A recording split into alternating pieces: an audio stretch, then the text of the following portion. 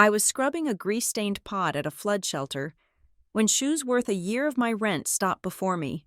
It was the shipping queen, my grandmother. She asked why I never wrote back, thinking I was a Swiss medical student living off a $3.1 million trust. I laughed bitterly. I was homeless, and the person who had drained my account was currently sipping tea in her living room. My name is Mila Norwood, and at 24 years of age, I had learned that dignity was a currency I could no longer afford to trade. The Riverton Hope Shelter was not a place for the hopeful. Despite the optimistic signage taped to the peeling drywall, it was a holding pen for those of us the floodwaters had spat back out, stripping us of our homes and leaving us with nothing but the clothes clinging to our backs. The air inside the converted gymnasium was thick enough to chew. It tasted of industrial-strength bleach, unwashed bodies, and the distinct metallic tang of mass-produced tomato soup. My station was at the very back of the makeshift kitchen. Standing before a sink deep enough to drown in, I was scrubbing a pot the size of a tractor tire, my hands raw and red beneath the scalding water. This was the deal I had struck with the shelter manager. 8 hours of kitchen duty in exchange for a cot in the corner that did not leak, and a guarantee that I would not be kicked out onto the street before dawn. The noise in the shelter was a constant, low-grade roar. It was a symphony of coughing, the crying of infants who sensed the anxiety of their mothers, and the shuffling of boots on linoleum. But then, the atmosphere shifted. It was subtle at first, like the drop in pressure before a storm, and then silence rippled through the room, starting from the front doors and washing all the way back to the serving line. I kept my head down. Eye contact was dangerous in places like this. It invited questions I did not have the energy to answer, or pity I had too much pride to accept. I focused on the stubborn layer of burnt grease at the bottom of the pot, scraping at it with a piece of steel wool. "Look at that coat," the volunteer next to me whispered, her voice tinged with a mix of awe and resentment. "That is real cashmere. Has to be." I did not look up. I did not care about coats. I cared about the ache in my lower back and the fact that my socks were still damp from the morning rain. "Is the director here?" A voice cut through the hum of the room. My hand froze on the steel wool. I knew that voice. It was a voice that commanded boardrooms and silenced shareholders. A voice I had heard 1,000 times on television interviews, but had not heard in person since I was a child. It was a voice that belonged to a different world, a world of high ceilings and heated floors. I risked a glance through the steam rising from the sink. Evelyn Vance stood in the center of the gymnasium, looking like a diamond dropped into a mud puddle. She was flanked by 2 security guards who looked uncomfortable in their suits. But Evelyn herself looked immovable. She was 80 years old, but stood with the posture of a general. She wore a long, camel-colored coat that likely cost more than the entire operating budget of this shelter for a month. Her silver hair was coiffed into an immaculate bob, not a strand out of place, defying the humidity that was making everyone else's hair frizzy. She was the matriarch of Vance Shipping, the Iron Lady of the Atlantic, the woman the business journals called the shipping queen. To the world, she was a titan. To me, she was the grandmother who had let me disappear. She was not looking at the cameras that usually accompanied VIP visits. She was not shaking hands with the mayor, who was hovering near her elbow like an eager waiter. Her eyes were scanning the room, darting from face to face with a frantic, desperate intensity that I had never seen in her before. She looked lost. I shrank back, trying to make myself small behind the stack of dirty trays. I was gaunt, my cheekbones sharp enough to cut, and my hair was a tangled mess tied back with a rubber band I had found on the floor. I wore an oversized volunteer apron stained with soup and grease. There was no way she would recognize the little girl in the Sunday dresses she remembered. I turned back to the sink, scrubbing harder, praying she would leave. I just needed to finish my shift. I just needed my cot. The clicking of heels on the linoleum grew louder. It was a precise, rhythmic sound that cut through the murmur of the crowd. It was getting closer. I did not breathe. I focused on the grease. Scrub, scrub, scrub. The clicking stopped. Directly in front of my station, a pair of Italian leather loafers came into view. They were pristine, without a speck of dust. "Excuse me," her voice was softer now, trembling slightly. "Child, have you seen the manager?" I kept my head down, my hair falling forward to curtain my face. I shook my head, hoping she would take the hint and move on. "I am looking for someone," she said, more to herself than to me. "I was told she might be volunteering, a young woman, about your age." My heart hammered against my ribs like a trapped bird. I reached out to grab the spray nozzle to rinse the pot, my sleeve riding up slightly. Suddenly, a hand shot out and gripped my wrist.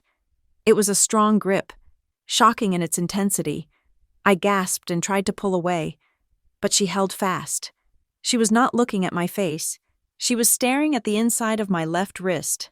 There, stark white against my dirt-streaked skin, was a small scar shaped like a crescent moon. I had gotten it when I was 7, falling from a tree on her estate in the Hamptons. She had been the one to bandage it. She had told me it looked like the moon had kissed me. "Mila?" The word hung in the air between us, heavy and impossible. I slowly lifted my head. Evelyn Vance stared at me. Her eyes, usually cold and calculating, were wide with horror. She took in my hollow cheeks, the dark circles under my eyes, the chapped lips, and the oversized, filthy apron. She looked as if she had been slapped. "Grandmother," I whispered, the word feeling foreign on my tongue. She did not let go of my wrist. Her thumb traced the scar, as if verifying its authenticity.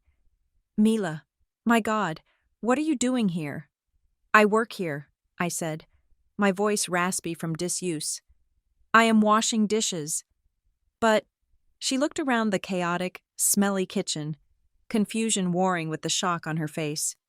"But you are in Geneva. You are at the medical institute." I let out a short, sharp laugh. It was a dry, ugly sound. "Geneva? I have never been to Geneva. I have never even left the state of Massachusetts since I was 18. Evelyn blinked, her composure cracking. "That is impossible. I have the letters. I have the transcripts. You are in your final year of residency. You are specializing in pediatric oncology." "I am specializing in surviving," I said, pulling my wrist from her grip. I could not stand her touch. It burned. "I am homeless, Evelyn. I have been homeless for 2 years. Before that, I was waiting tables and living in a basement that flooded every time it rained." "Homeless?" She repeated the word as if it were a language she did not speak. "But the trust fund, the allowance—" I picked up the steel wool again, my hands shaking. "I do not know what you are talking about. Please, you are making a scene. I need to finish this pot, or they will not let me sleep here tonight." "Stop it!" Her voice rose, regaining some of its command. She stepped closer, ignoring the splash of dirty water that landed on her coat. "Stop washing that pot immediately. Mila, listen to me. The trust your father left you. $3.1 million. It is all there. And the monthly stipend, $15,000 a month. I signed the authorization myself every single month for the past 6 years. I froze. The numbers rang in my ears. Absurd and offensive. $3.1 million, I repeated slowly. $15,000 a month. I turned to face her fully, anger rising up to choke me. "Is this a joke? Is this some kind of sick game you rich people play? You come down here to the mud and the filth to mock us?" "Mila, no. I was evicted from a studio apartment because I could not pay $600 in rent," I hissed, stepping toward her. The security guards tensed, but Evelyn waved them off. "I ate out of a dumpster behind a bakery 3 days ago because they threw out the day-old bagels. And you stand there and tell me I have $3 million? "I sent it," Evelyn cried out, her voice cracking. "I sent it to the account Beatrice set up, for your tuition, for your apartment in the Alps. I have the emails. Mila, I have the photos you sent me." "I never sent you anything," I shouted. The kitchen had gone silent. Everyone was watching. The refugees, the volunteers, the staff. I did not care. "I wrote to you 5 years ago. when Daba died, when Aunt Beatrice kicked me out on my 18th birthday with $50 in my pocket. I wrote to you and begged for help. I begged for a job. Any job. Evelyn's face went pale, the blood draining from her cheeks until she looked like a ghost. I never received a letter. Only the emails, the updates on your studies, the photos of you skiing. I do not know how to ski, I said, my voice dropping to a whisper. I do not own a passport. But I saw them, she insisted, fumbling with her clutch. Her hands were shaking violently now. She pulled out a small, leather-bound wallet and opened it. Look at this. She held it out to me. It was a photograph, worn at the edges. I looked down. It was not a photo of me skiing. It was an old Polaroid of my father, laughing, holding me when I was a toddler. He was looking at the camera with the same eyes I saw in the mirror every morning. You have his eyes, Evelyn whispered. That is how I knew it was you in the photos. The eyes were the same, but the girl in the emails looked healthy. She looked happy. She was wearing designer gear. She looked up at me, seeing the reality of my poverty, the grease stains, the broken fingernails, the exhaustion etched into my bones. Someone has been lying to me, Evelyn said, the realization hitting her with the force of a physical blow. For 6 years, someone has been answering my emails. Someone has been taking the money. Aunt Beatrice, I said, the name tasting like bile. She told me the money was gone. She told me my parents died in debt. She said there was nothing left for me. A $3.1 million, Evelyn whispered again, her eyes losing focus. I thought I was paying for your future. I thought you were safe. I thought you were happy. I was sleeping in a bus station, I said flatly. The horror of it seemed to crush her. The mighty Evelyn Vance, the woman who could negotiate trade deals that altered the economies of small nations, swayed on her feet. Her hand flew to her chest. She gasped, a ragged, terrifying sound. Grandmother? I stepped forward instinctively. She did not answer. Her knees buckled. I moved before I thought. I dropped the steel wool and lunged forward, catching her just before she hit the dirty floor. Her weight was surprisingly light, like a bird with hollow bones. She collapsed against me, her expensive cashmere pressing against my filthy, wet apron. For the first time in 16 years, I was holding my grandmother, but there was no warmth in it. There was only the cold, hard realization of a betrayal so deep it had stolen my entire life. Beatrice, Evelyn gasped against my shoulder, her voice weak, but laced with a sudden, terrifying venom. She was sitting in my living room yesterday, drinking my tea. She is the one, I said, holding her up as the security guards finally rushed forward to help. She took it all.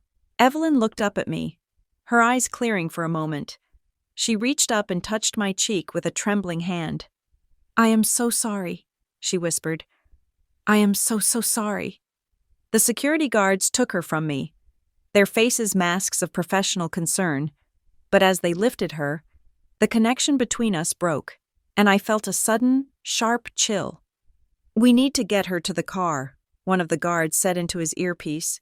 Evelyn grabbed the guard's arm, her nails digging into his suit jacket.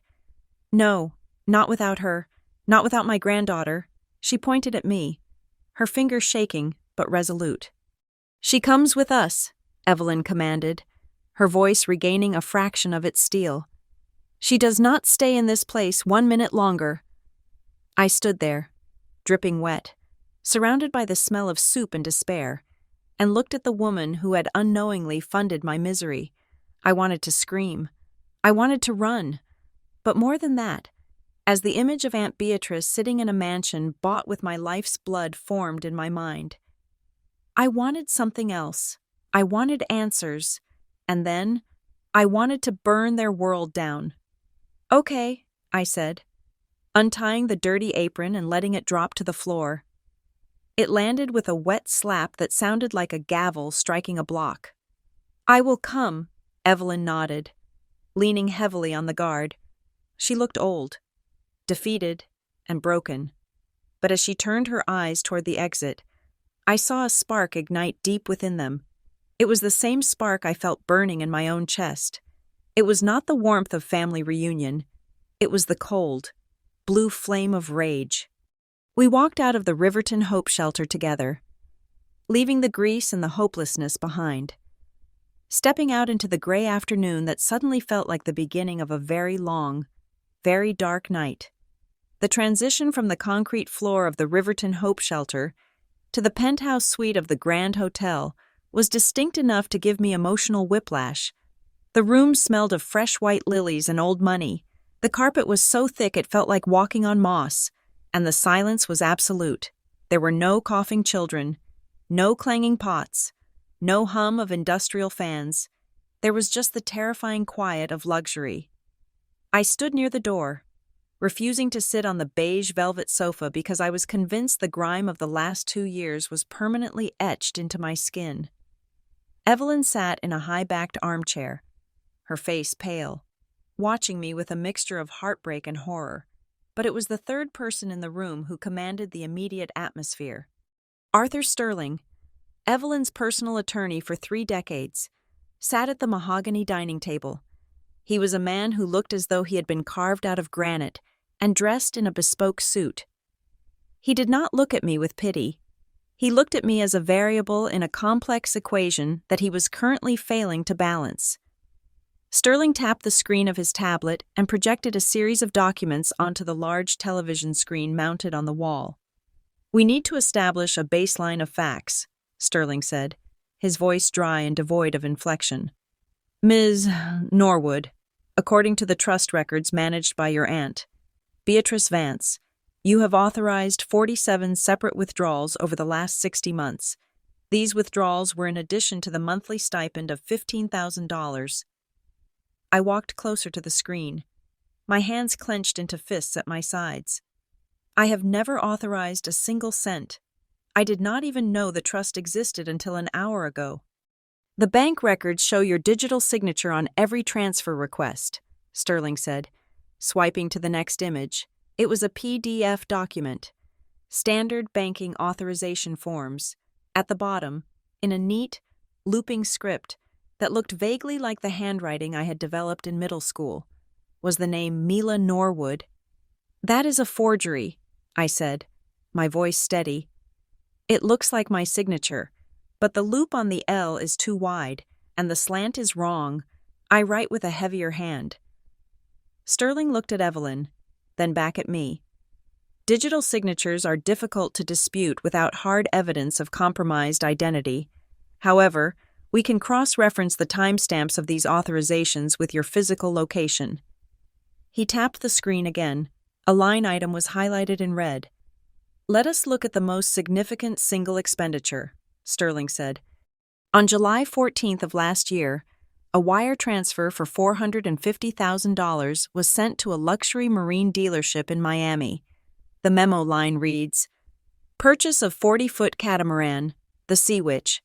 The document was signed via a secure DocuSign link at 2 p.m. I stared at the date, July 14th. The numbers floated on the screen, mocking me. $450,000. A boat.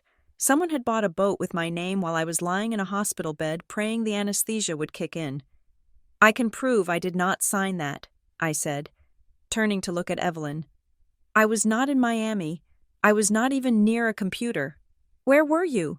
Evelyn asked, her voice barely a whisper. "I was at County General Hospital," I replied, the memory washing over me with the smell of antiseptic. My appendix burst on the morning of July 13th. I was in septic shock. On July 14th at 2 p.m, I was unconscious in the recovery room after an emergency appendectomy. I spent 5 days there. I applied for charity care because I could not pay the $8,000 bill. I am still on a payment plan. I send them $20 a month.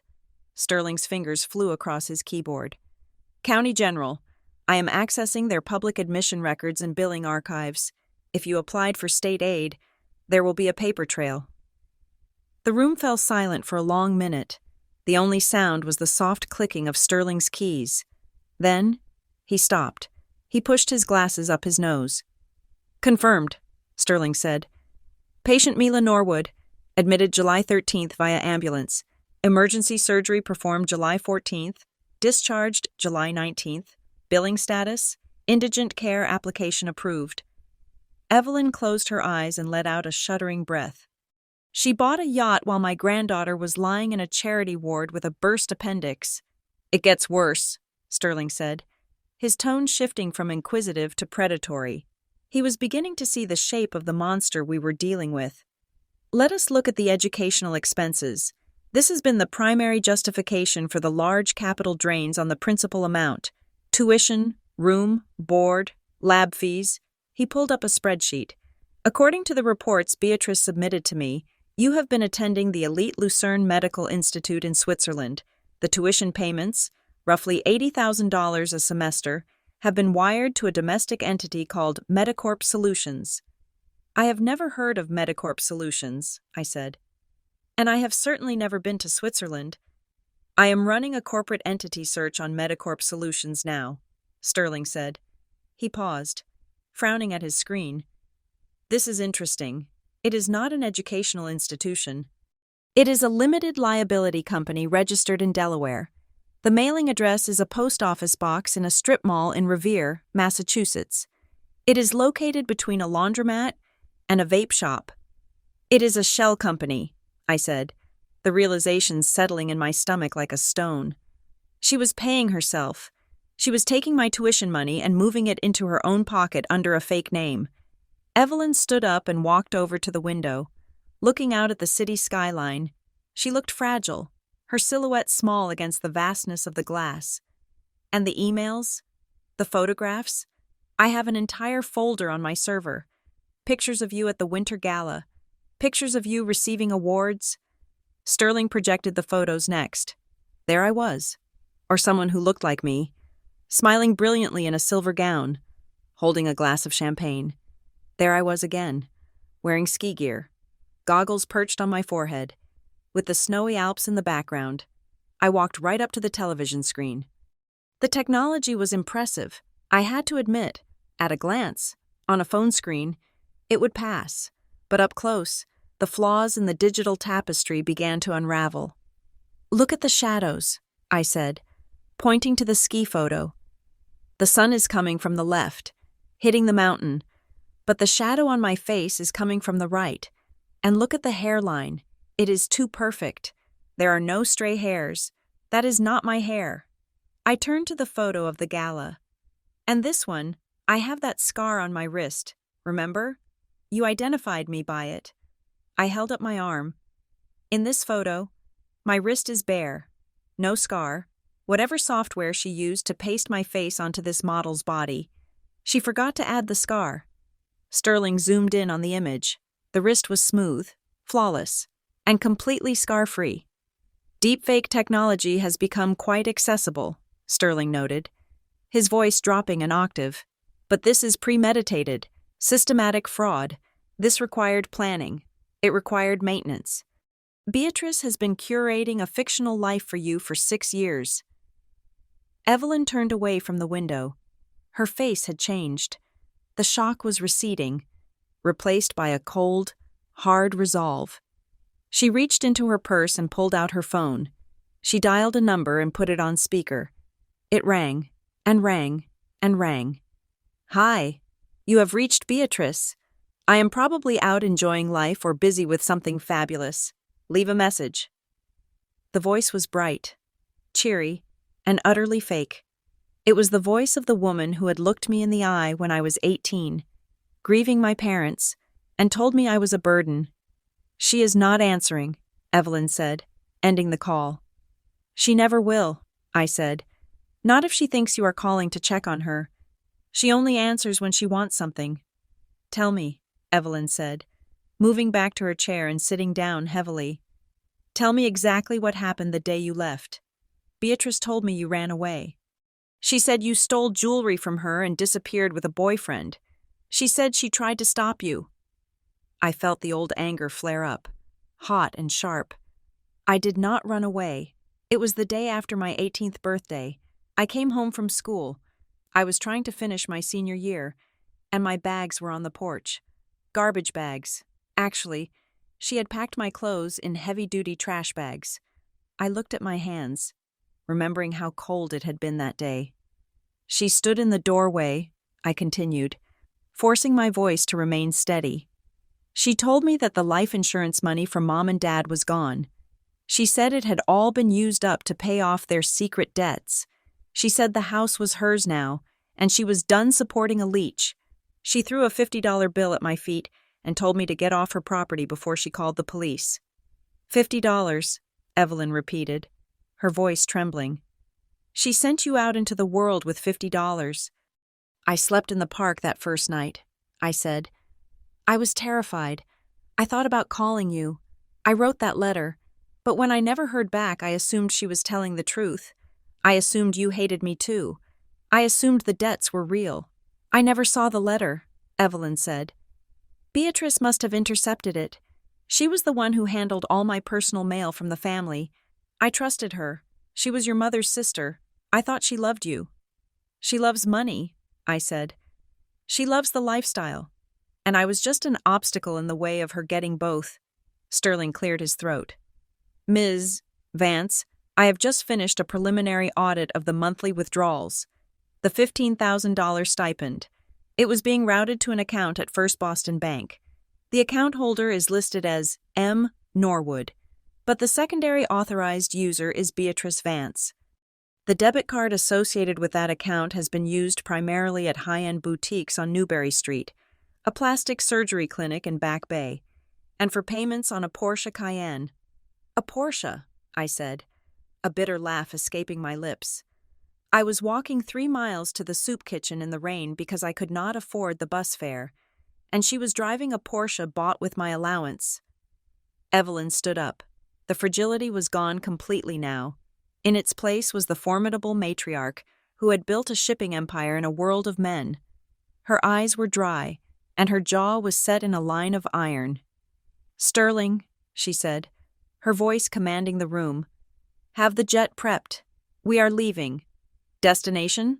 Sterling asked, already typing on his phone. Boston, Evelyn said. Tonight. We have no appointments, Sterling warned. It is late. I do not need an appointment to visit my family, Evelyn said, her tone sharp enough to cut glass. We are going to pay Beatrice a visit. I want to see this Porsche. I want to see the house she renovated with my granddaughter's inheritance. And I want to see her face when she realizes the dead girl is standing on her doorstep. She turned to me. Mila, are you ready to go back? I looked at the documents on the screen. The lies, the theft, the systematic erasure of my existence. I thought about the cold nights under the bridge. I thought about the hunger that had become my constant companion. And then I thought about Beatrice, safe and warm in the house that should have been my sanctuary. I do not have any clothes, I said, looking down at my shelter uniform. We will handle that, Evelyn said. But are you ready to face her? I took a deep breath, inhaling the scent of lilies and revenge. Yes, I said. I am ready. Good, Evelyn said, walking to the door. Sterling, bring the files. Bring everything. We are going to need every single piece of paper when we bury her.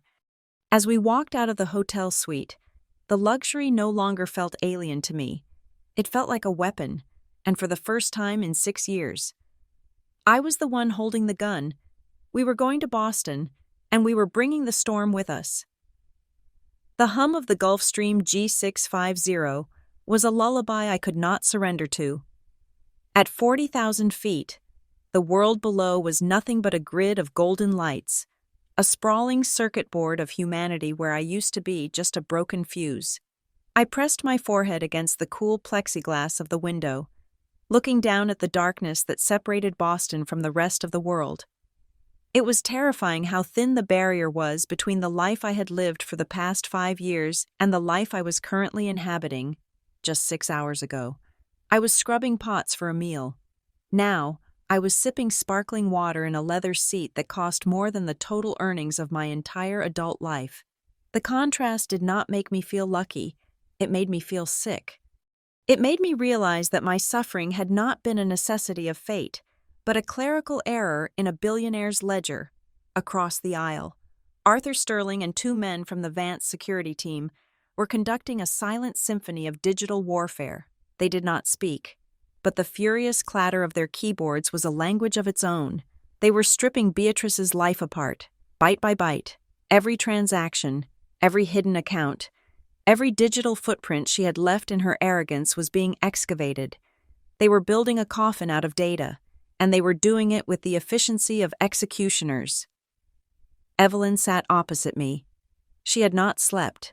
She sat with her back straight, staring at a tablet that displayed a live feed of the forensic audit. Her face was a mask of stone, but her eyes were burning. She was no longer just a grandmother.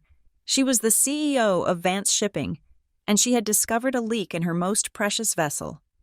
"We are beginning our descent into Logan International," the pilot's voice crackled over the intercom. "Ready the car," Evelyn said to Sterling, her voice devoid of warmth. "I want to be at her door before she has time to turn off the lights." The drive to Beacon Hill was a blur of wet pavement and streetlights. I watched the city pass by, recognizing corners where I had once stood waiting for a bus in the freezing rain. Shivering in a thin coat while cars like the one I was riding in now splashed dirty water onto my shoes. When the black SUV finally turned onto Lewisburg Square, I felt the air leave my lungs. Beatrice did not live in the suburbs anymore. She did not live in the modest, two-story colonial where I had spent my teenage years. That house, the one my parents had bought with their hard-earned money, was gone. In its place, or rather, in exchange for it, she now resided in a 4-story brownstone in the most exclusive, expensive neighborhood in Boston. The house was a fortress of brick and ivy, illuminated by gas lamps that flickered with an old-world charm that cost a fortune to maintain. It was beautiful, it was majestic, and every single brick had been paid for with the lies she told about me. "Stop here," Evelyn commanded. The driver pulled up to the curb. My eyes immediately locked onto the vehicle parked in the driveway. It was a Porsche Cayenne, sleek and black, gleaming under the streetlights. It looked like a predatory animal waiting to pounce. "That is the car," I whispered, my voice shaking despite my best efforts to remain calm. "That is the car she bought while I was eating expired canned beans." "It is a lovely car," Evelyn said, unbuckling her seatbelt. "Let us go ask her for a ride." We stepped out into the crisp Boston night. The air smelled of damp leaves and money. I smoothed down the front of the cashmere sweater Evelyn had had her assistant buy for me at the hotel boutique. It felt soft against my skin, a foreign sensation after years of rough cotton and polyester. I stood straighter. I was not the beggar girl anymore. I was the evidence. Evelyn walked up the granite steps and pressed the doorbell. The sound echoed deep within the house, a heavy, rich chime. We waited. A minute passed. Then the lock clicked, the door swung open, and there she was. Aunt Beatrice looked younger than I remembered. Likely the result of the plastic surgery Sterling had uncovered in the bank statements. Her skin was smooth and tight. Her hair dyed a rich, honey blonde. She was wearing a silk robe that shimmered in the hallway light, and diamond studs glittered in her ears. She held a glass of red wine in one hand, looking annoyed at the interruption. "Yes, what is I—" Her voice died in her throat. The glass of wine slipped from her fingers. It hit the marble floor of the foyer, shattering with a sharp crash that sounded like a gunshot. Red wine splattered across the hem of her white silk robe, looking violently like blood. She stared at me. Her mouth opened, then closed, then opened again. She looked like a fish pulled onto a dock, gasping for air. She looked from me to Evelyn, and then back to me, her eyes bulging with a primal, terrified recognition. "Mila?" she croaked. It was barely a whisper. "Hello, Aunt Beatrice," I said. My voice was cold, flat, and steady. I watched the color drain from her face, turning her expensive tan into a sickly shade of gray. "But you," she stammered, gripping the doorframe for support. "You are in Switzerland. I just got an email from you yesterday." "I am standing right here," I said, And I have never been to Switzerland. For a second, I saw the calculation happen behind her eyes. I saw the panic flare and then be instantly shoved down by the survival instinct of a sociopath. She blinked rapidly, and suddenly, the mask slammed into place. "Mila!" she screamed, a theatrical, high-pitched wail that echoed down the street. Before I could react, she lunged forward. She threw her arms around me, pulling me into a suffocating embrace. She smelled of expensive Merlot and Chanel No. 5, a scent that made my stomach churn. "Oh my God, Mila, you are alive. You are actually here," she sobbed loudly, her body shaking with exaggerated heaves. "Oh, Evelyn, thank God you found her. I have been so worried. I have been sick with worry for years." I stood there, rigid as a statue. Her arms felt like snakes coiling around my ribcage. The hypocrisy was physically repulsing. This was the woman who had watched me beg. This was the woman who had thrown my father's picture into a trash bag. "Let go of me," I said. She did not let go. She squeezed tighter, performing for an audience of one. "Evelyn, look at you. You are so thin. Oh, my poor baby. What happened to you? Why did you run away? Why did you stop writing to me?" I shoved her. I used all the strength I had built up lifting heavy crates and scrubbing floors, and I pushed her backward. She stumbled, her heels slipping on the wine-slicked marble, and she caught herself against the wall. "Stop it," I said, my voice rising. "Stop the act. Beatrice, we know." Beatrice straightened her robe, her eyes darting nervously to Evelyn, who was standing on the threshold like the Grim Reaper in a trench coat. Evelyn had not said a word. She was just watching, her gaze dissecting Beatrice with surgical precision. "We know?" Beatrice laughed, a nervous, trilling sound. "Know what? That you are finally home? Evelyn, you have no idea what I have been through with this girl. The rebellion, the lies, when she ran away at 18. I tried everything to find her. I hired private investigators. I spent thousands of dollars of my own money." "You spent thousands of dollars?"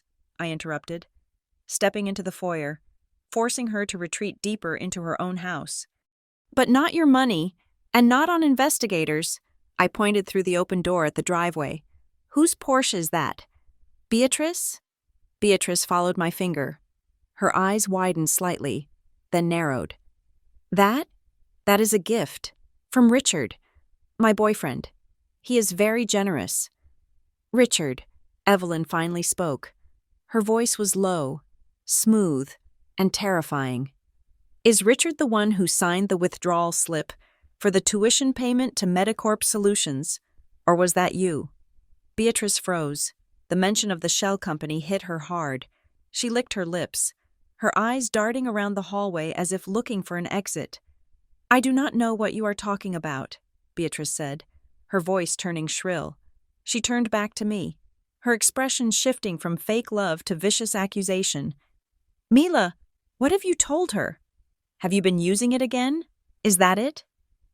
She looked at Evelyn, her face twisting into a mask of tragic concern. "Evelyn, you have to understand, Mila has problems. She has always had problems. The drugs, the hallucinations. When she lived with me, she would make up these wild stories.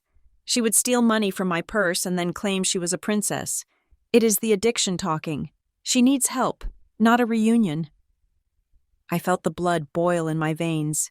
It was such a neat, clean lie. The addict niece, the saintly aunt. It explained everything. It explained the missing money, the silence, the ragged appearance. It was the perfect cover. "I have never touched a drug in my life," I said, stepping closer to her until I was inches from her face. "I was willing to starve rather than steal. But you? You stole everything. You stole my education. You stole my home. You stole the last letter I wrote to my grandmother." "You are delusional," Beatrice shouted, backing away into the living room. "You are high right now. Look at your eyes. Evelyn, do not listen to her. She is dangerous. She probably wants money for a fix. That is why she is here, isn't it? She found out you are wealthy and she wants a payout. We followed her into the living room. It was a showroom of stolen opulence. A Persian rug that likely cost $40,000 covered the floor. A crystal chandelier the size of a small car hung from the ceiling. On the mantelpiece, surrounded by silver frames, was a vase that I recognized from a catalog I had once looked at while waiting for a dentist appointment I could not afford. It was Lalique. It cost $6,000. Evelyn walked past Beatrice, ignoring her hysterical rambling.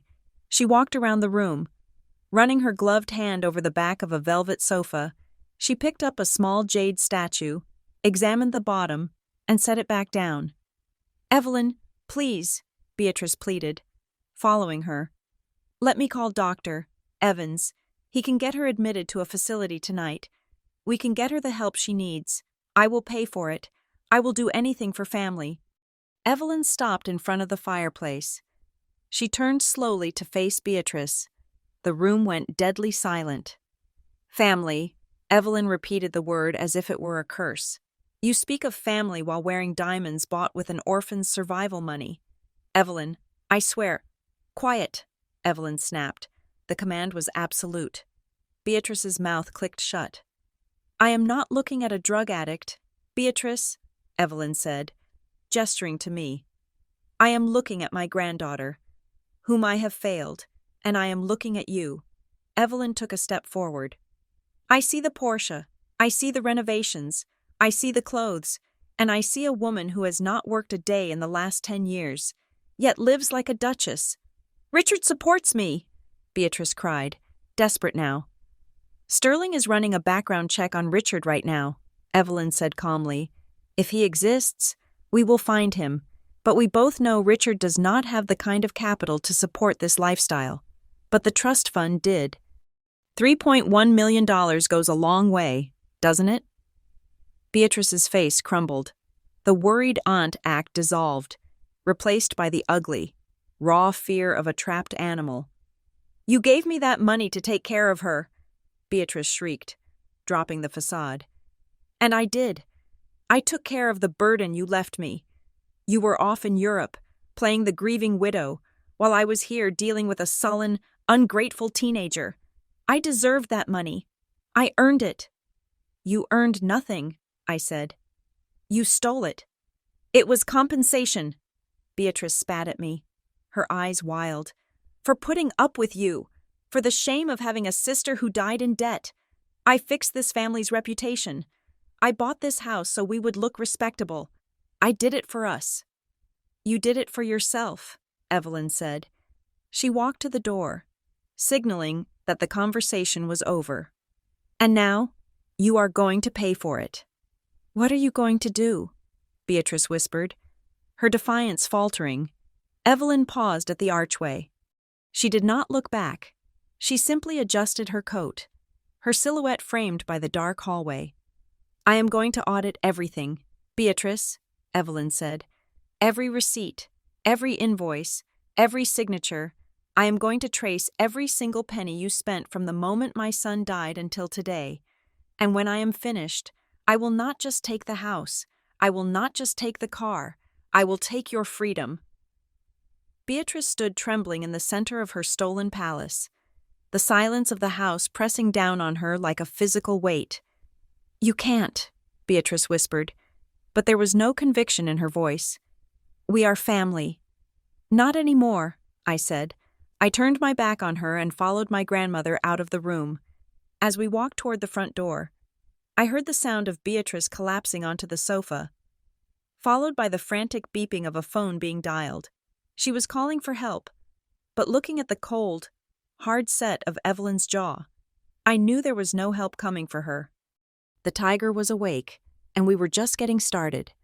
The adrenaline from our confrontation with Beatrice had faded, leaving behind a cold, clinical silence in the suite. It was 3 a.m. Outside, Boston was asleep, but inside the command center, Sterling had set up in the living area. The world was moving at the speed of fiber optics. I sat on the floor, my back against the sofa, watching the forensic accountants dissect the corpse of my trust fund. Evelyn was pacing, She had not sat down since we returned from Beacon Hill. She looked like a caged lioness, her energy vibrating with a mixture of rage and confusion. "It does not add up," Sterling said, breaking the silence. He took off his glasses and rubbed the bridge of his nose. "I have known Beatrice Vance for 20 years.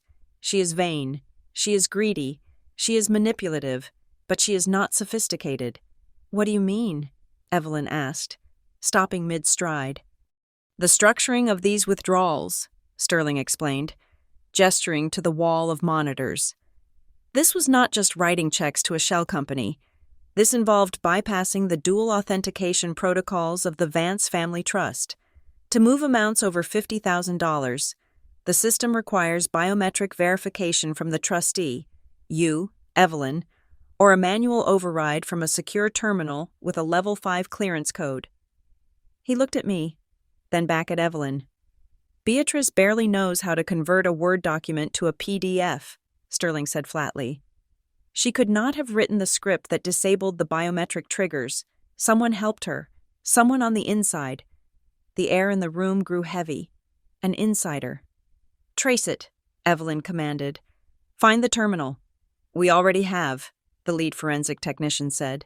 He was a young man with tired eyes, typing furiously. The override command was executed on December 24th, 3 years ago, at 11:45 at night. "Christmas Eve," I whispered. I remembered that Christmas. I had spent it in a 24-hour laundromat because it was the only place warm enough to sit without buying anything.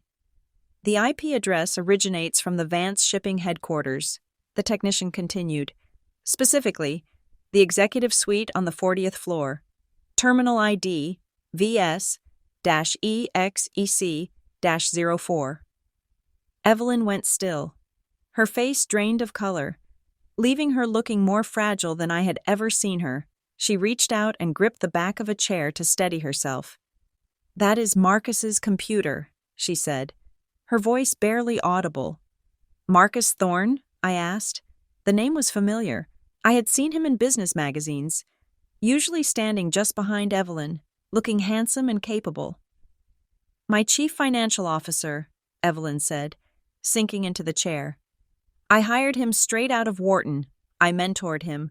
When my son died, when your father died, Mila Marcus was the one who handled the funeral arrangements. He comes to Sunday dinner. He is the executor of my own will." "He is the one," Sterling said, his voice grim. "We just pulled the security logs for that night. Do you want to see it?" Evelyn nodded slowly. The technician tapped a key, and a grainy black and white video feed filled the main screen. It was dated December 24th, 3 years ago. The office was dark, lit only by the ambient glow of the city outside. The door to Evelyn's private office opened. A figure walked in. He was wearing a tuxedo, likely having just left a holiday party. He moved with confidence, not like a thief, but like an owner. He sat at Evelyn's desk. He didn't hesitate. He pulled a flash drive from his pocket, inserted it into the terminal, and typed for exactly 4 minutes. Then he stood up, straightened his tie, and walked out. The camera caught his face clearly as he passed under the emergency light. It was Marcus Thorne. He was whistling. "He used my own computer," Evelyn whispered, tears welling in her eyes. "He used my own computer to rob my granddaughter while I was at Mass." "Why?" I asked. "He is the CFO of a billion-dollar company. He earns millions. Why would he risk everything for a few $1,000,000 from my trust?" Sterling was already digging. "Greed is rarely about need. Mila, it is about leverage." He pulled up another window. "I am cross-referencing Marcus's personal financials. It looks clean on the surface, diversified portfolio, real estate holdings, but wait." Sterling frowned, leaning closer to the screen. "There are recurring cash withdrawals, large ones, $9,000, $9,500, always just under the $10,000 reporting threshold. They coincide with weekends in Atlantic City and private trips to Macau." "Gambling," I said. "He is a gambler." "A bad one, apparently," Sterling noted. I am finding records from a shadow accounting firm linked to known loan sharks in South Boston. Marcus was in the hole, deep, 3 years ago. He owed nearly $2 million. The interest was compounding daily. And Beatrice? Evelyn asked. How do they connect? I am accessing Beatrice's phone records, the technician said. Recovered from the cloud backup she failed to delete. Look at this. A series of text messages appeared on the screen. They dated 3 years ago. Beatrice. He is asking for more money. Marcus. I can't squeeze the trust any harder without triggering an audit. Marcus. You want the house on Beacon Hill? You want the car? Then you pay the man. I wrote the code. I can turn it off just as easily, and you will be back in that rotting colonial. Beatrice. Fine, but I get 50% of the next withdrawal. I need to pay for Julianne's nose job. Marcus. Done. Just get the girl's signature forged again. Make it look like tuition. I felt sick. They were bartering with my life, my hunger, my cold nights, my fear. It was all just currency to them. They were trading my future for nose jobs and poker chips. They are lovers, Evelyn realized, reading the rest of the thread. My sister-in-law and my surrogate son, they have been sleeping together for 5 years. She closed her eyes, and a single tear escaped, tracing a path down her cheek. I invited them both to Thanksgiving. They sat across from each other. They toasted to family. It gets worse, I said. I had been sitting with a tablet, doing my own investigation. While they followed the money, I followed the people. I found Julianne's private Instagram. It is locked, but she uses her birth date as her password for everything. I guessed it on the second try. I cast my screen to the main monitor. Look at the dates, I said, pointing to a photo of a blonde girl my age posing on the deck of a yacht in the Mediterranean. She was holding a glass of champagne, looking bored. The caption read, "Another boring summer in Capri." That photo was posted on August 12th, I said. That is the same week the trust paid out $60,000 for my emergency spinal surgery in Zurich. I swiped to the next photo. Julianne was at a VIP table in a club in Las Vegas, surrounded by bottles of vodka with sparklers attached to them. Posted November 5th, I continued. The same day the trust paid $40,000 for my psychiatric rehabilitation intake fee. She is living your life, Evelyn said, her voice hardening again. The sorrow was evaporating, replaced by a cold, terrifying anger. She is wearing your clothes. She is spending your money. She is living the life I provided for you. Julianne probably does not even know where the money comes from, I said, looking at the girl's vacuous smile. Beatrice protected her from the truth, just like she protected herself from guilt. But Marcus knows exactly what he is doing. We have to stop him, Sterling said. I am seeing a pending command on the trust server.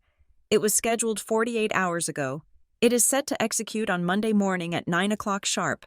That is in 5 hours. What is the command? Evelyn asked. It is a liquidation order, Sterling said, his face pale. He is cashing out the remaining balance of the trust, $300,000, and he is sweeping the Medicorp holding account. He is moving everything, roughly $1.5 million in laundered cash, to an offshore account in the Cayman Islands. He is running, I said. He knows Beatrice is unstable. He is cashing out and leaving her to take the fall. Freezing the accounts, Sterling said, his finger hovering over the enter key. I can lock the system down right now. I can revoke his access. No! The word left my mouth before I could think. Everyone turned to look at me. Do not freeze it, I said, standing up. My legs felt shaky, but my mind was clear. If you freeze it now, he will know we are on to him. He will claim it was a glitch. He will say his account was hacked. He will have a dozen lawyers spinning stories before noon. He will say he was trying to protect the assets. He has a point, Sterling admitted. Attempted theft is harder to prove than actual theft. If we stop him before the transfer, he has plausible deniability. Let him do it, I said. I walked over to the monitor showing Marcus's smug face on the security footage. Let him wake up. Let him drink his coffee. Let him log in. Let him press the button. You want to let him steal the last of your money? Evelyn asked, studying me closely. I want to catch him with his hand in the jar, I said. I want the transaction to go through. I want the digital receipt that proves he moved the money to an account under his control. Once the money hits the Cayman server, he has committed international wire fraud. There is no spinning that. There is no glitch defense. It is risky, Sterling warned. If he moves that money, recovering it from the Caymans could take years. I have been poor for 6 years. Mr. Sterling, I said, I can wait a few more months for the money, but I cannot wait another day for justice. I want him in handcuffs. I want him to lose everything. His job, his reputation, his freedom. I want him to feel what it is like to have 0 options. Evelyn looked at me, in the reflection of the glass. I saw 2 women. One was an 80-year-old tycoon who had been betrayed by everyone she trusted.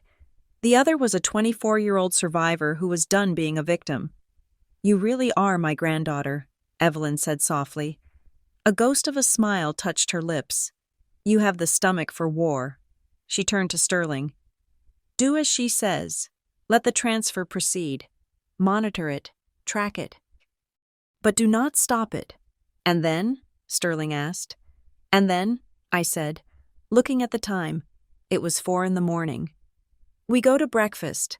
Marcus thinks he is meeting Evelyn at their usual spot to discuss the quarterly earnings. He thinks he is safe. He is going to try to blackmail me, Evelyn realized. He knows I will eventually find out about the money. He is planning to use the company secrets he has access to as insurance. Then let him try, I said. He thinks he is walking into a negotiation. He does not know he is walking into an execution. I looked back at the screen, at the pending transaction that would drain the last drops of my inheritance. Let him take it, I repeated. It is just bait. The room seemed to shrink around the decision. The plan was set.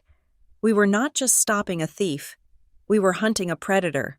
And for the first time in his life, Marcus Thorne was not the smartest person in the room. He was just the prey.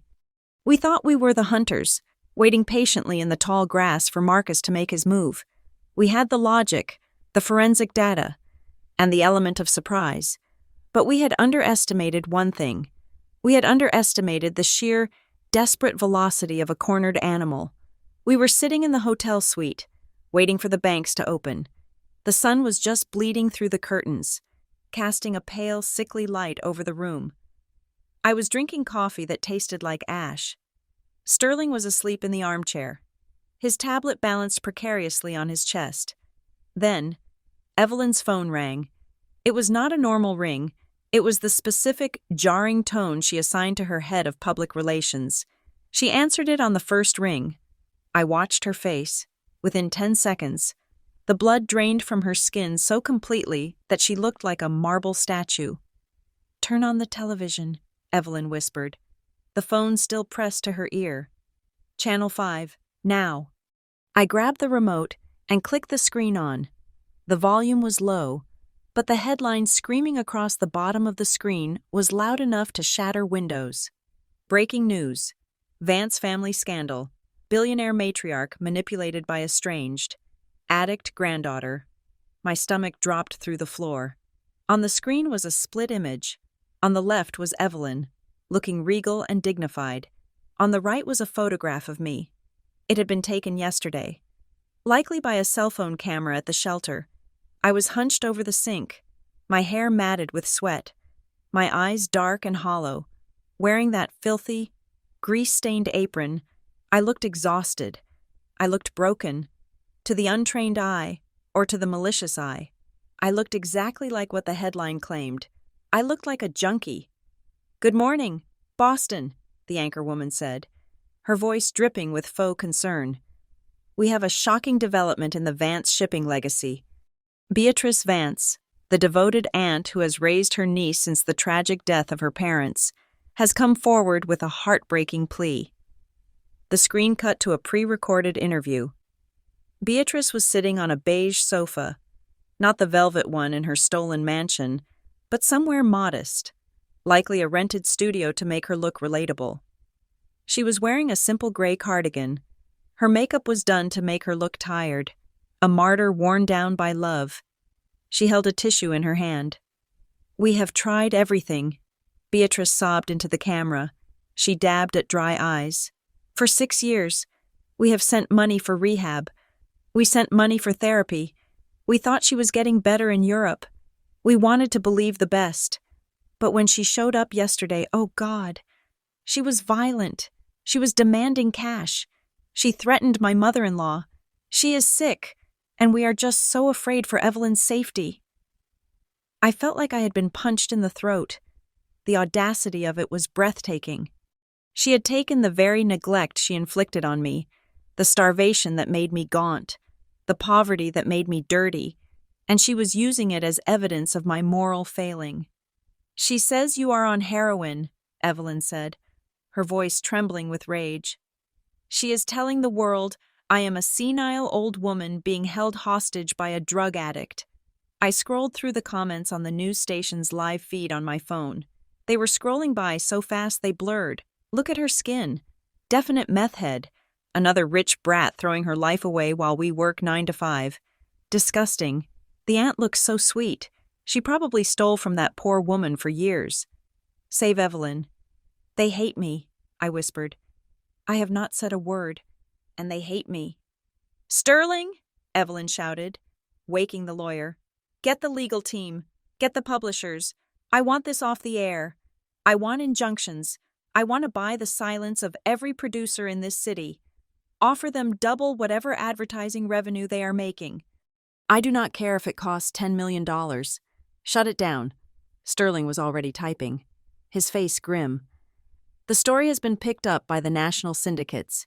Evelyn, it is trending on Twitter. If we sue now, we look defensive. It validates the story." "I do not care how it looks." Evelyn stood up, knocking her chair over. "I will not let that woman destroy your name. Mila, I will bury her." "No," I said. The word hung in the air. Evelyn stopped.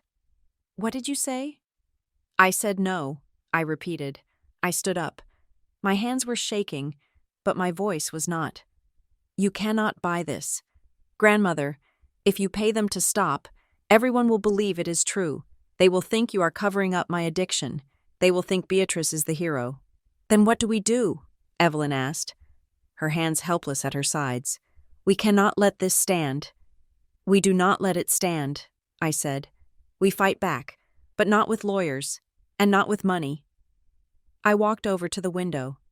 I looked at the city that had chewed me up and spit me out. Beatrice thought she knew how to play this game because she watched cable news, but she did not know the streets.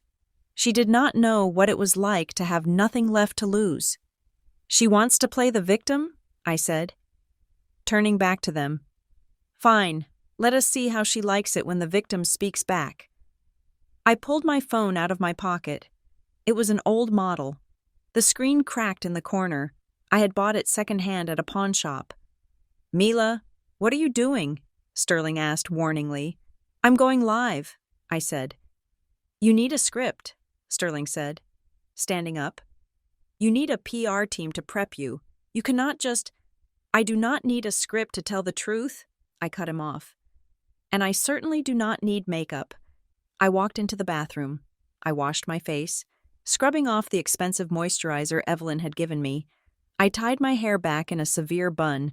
I looked at myself in the mirror. I looked tired. I looked hungry. I looked exactly like who I was. I went back into the living room, sat on the floor in front of the window where the morning light was harsh and unforgiving, and opened the social media app. I typed in a title, "The Truth About the Trust." I hit the Go Live button.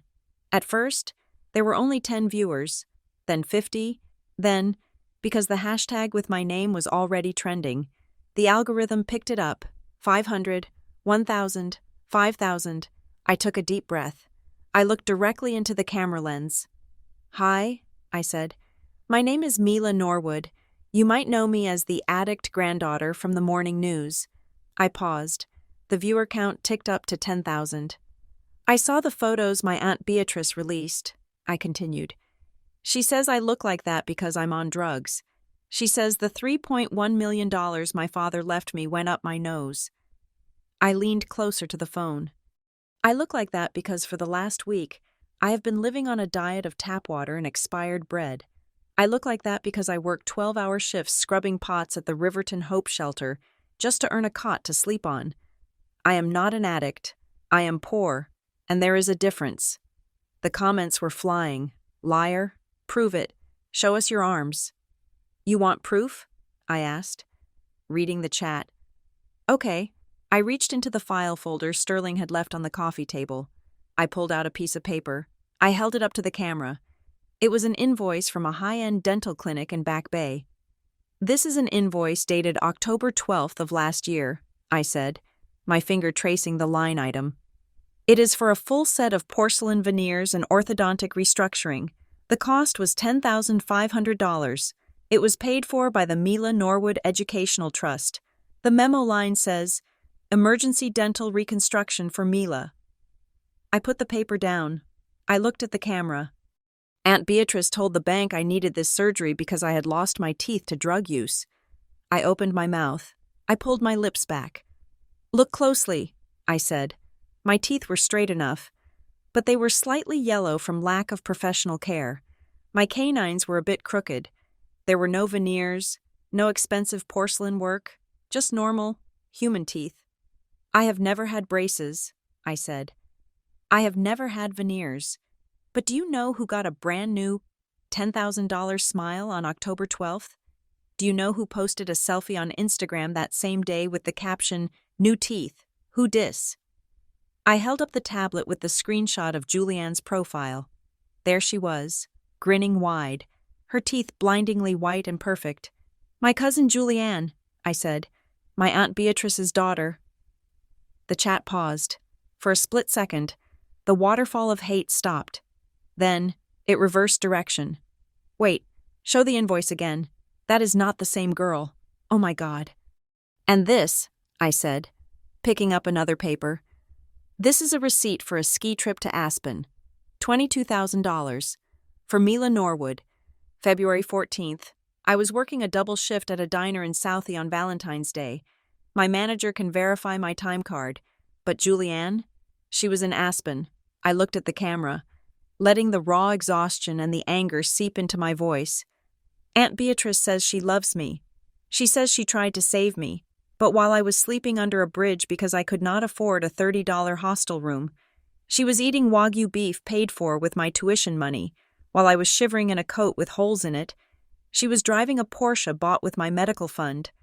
I felt tears prick my eyes, but I did not wipe them away. I let them fall. I am not asking for your pity, I said. I am just asking you to do the math. $3 million is gone. I have $0. Beatrice has a mansion. You tell me who the addict is. She is addicted to my money. I ended the stream. The room was silent. Evelyn was staring at me, her mouth slightly open. Sterling was looking at his phone, his eyes widening. The hashtag, Sterling said softly. It just changed. What is it? I asked. Justice for Mila. Sterling read. It is trending #1 in Boston, #3 in the United States. And oh, this is not good for Beatrice. What? Evelyn asked. People are doxing her, Sterling said. They found the address of the brownstone. There are already news vans pulling up. And look at the comments on the news station's page. They are demanding a retraction. My phone buzzed. It was a notification from the app. A clip of my video had already been viewed 2 million times. In the silence of the hotel room, we heard a faint sound. It was coming from Sterling's monitoring equipment, a distinct, digital ping. Sterling jumped to the computer. She panicked, Sterling said, a savage grin spreading across his face. Beatrice just called Marcus. I am intercepting the signal. He put it on speaker. Beatrice's voice filled the room. She was hysterical, screaming so loud the audio peaked and cracked. Did you see it? Did you see the little wretch? She has the invoices. Marcus, she has the dental records. The internet is tearing me apart. There are reporters outside my house. Calm down, Beatrice, Marcus's voice replied. He sounded tense, clipped. "Stop screaming. Do not tell me to calm down," Beatrice shrieked. "They are going to find the money. You said it was hidden. You said she was a dumb kid who would never figure it out." "Shut up," Marcus snapped. "Listen to me. We are burning it down. I am moving the assets. Now." "What about my share?" Beatrice cried. "I need cash. Marcus, I need to run." "Meet me at the airfield in 2 hours," Marcus said. "Just get out of the house. I am initiating the transfer. Once the money hits the Caymans, we are ghosts." The line went dead. I looked at Evelyn. The sadness was gone from her face. She looked like a general who had just watched the enemy walk into a minefield. "He is initiating the transfer," Sterling confirmed, watching the screen. $300,000, plus the $1.5 million in the holding account. It is moving. "Let it go," I said, standing up and grabbing my coat. "We have the confession. We have the invoices. And now, we have the wire fraud." "Where are we going?" Evelyn asked. "He said he is going to the airfield," I said. "But he is lying to her. He is not taking Beatrice with him. A man like that travels light." "He is going to the bank," Sterling guessed. "He needs to clear his safety deposit box before he runs." "No," I said, remembering the conversation from earlier, the one about the negotiation Evelyn was supposed to have with him. "He still thinks he has leverage. He thinks he can blackmail you into letting him keep the money." I looked at Evelyn. "He is going to call you. He wants a meeting," as if on cue. Evelyn's personal cell phone rang. The screen displayed a single name: Marcus Thorne. Evelyn looked at the phone, then at me. "Answer it," I said. "Tell him you want to talk. Tell him you are scared." Evelyn picked up the phone. Her voice shifted instantly, becoming tremulous and frail. "Marcus? Oh, Marcus, thank God. Have you seen the news? It is a disaster. Beatrice is— I do not know what to believe." She listened for a moment, her eyes locking with mine. "Okay," she said. "Yes, I will meet you. The usual place. Please, Marcus, help me fix this." She hung up. "He wants to meet at the vault," Evelyn said, her voice dropping the act instantly. "It is a private dining room at the back of the Reserve Steakhouse. It is soundproof, private." "Perfect," I said. I looked at the window, where the city was waking up to the story of the poor little rich girl who fought back. They thought they were watching a tragedy. They didn't know they were watching the opening credits of a revenge thriller. "Beatrice is finished," I said. "Now, let us go get the man who signed the checks." The Reserve Steakhouse was less of a restaurant and more of a dimly lit confession booth for the city's financial elite. It was buried in the basement of a granite building on State Street, a place where cell service went to die and deals were struck over $50 glasses of scotch. The air inside was cool and smelled of aged leather, cigar smoke, and fear. I was sitting in the booth directly behind the one reserved for Evelyn Vance. A high mahogany partition separated us, topped with frosted glass that offered privacy while allowing sound to travel if you listened hard enough. I sat in the shadows, nursing a glass of water I had not touched. My phone lay face down on the table, the recording app running, the red waveform pulsing with every ambient noise. It was 8 in the evening. The dinner rush had not started, leaving the restaurant in a heavy, expectant silence. I heard the heavy oak door open, then came the familiar, confident stride of Marcus Thorne. His footsteps were rhythmic, arrogant. He stopped at the booth behind me. "Evelyn," Marcus said. His voice was smooth, lacking even a tremor of guilt. "You look tired. Rough day in the press?" "Sit down, Marcus." Evelyn's voice was weak, tremulous. She was playing the part perfectly. The shaken grandmother, the aging titan losing her grip. I heard the rustle of fabric as Marcus slid into the leather booth. "I ordered you a martini, dirty, just how you like it.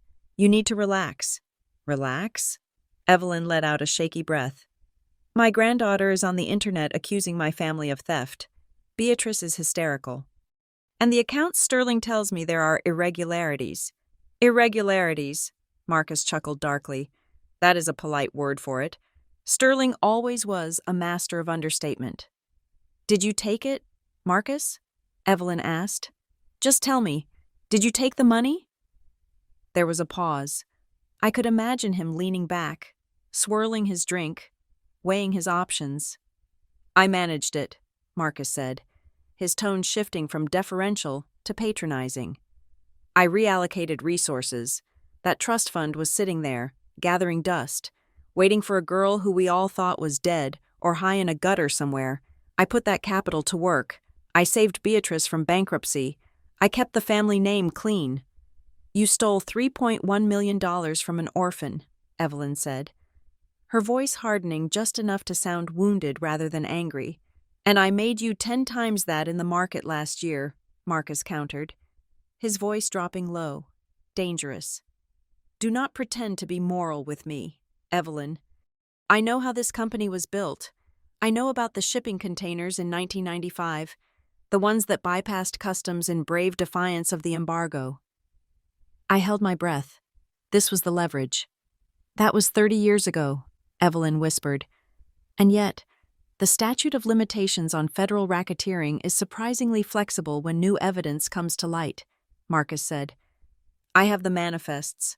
Evelyn, I have the emails between you and the Port Authority. If those leak, Vance Shipping does not just lose stock value. You go to prison. The company dissolves. Your legacy becomes ash. You are blackmailing me, Evelyn said.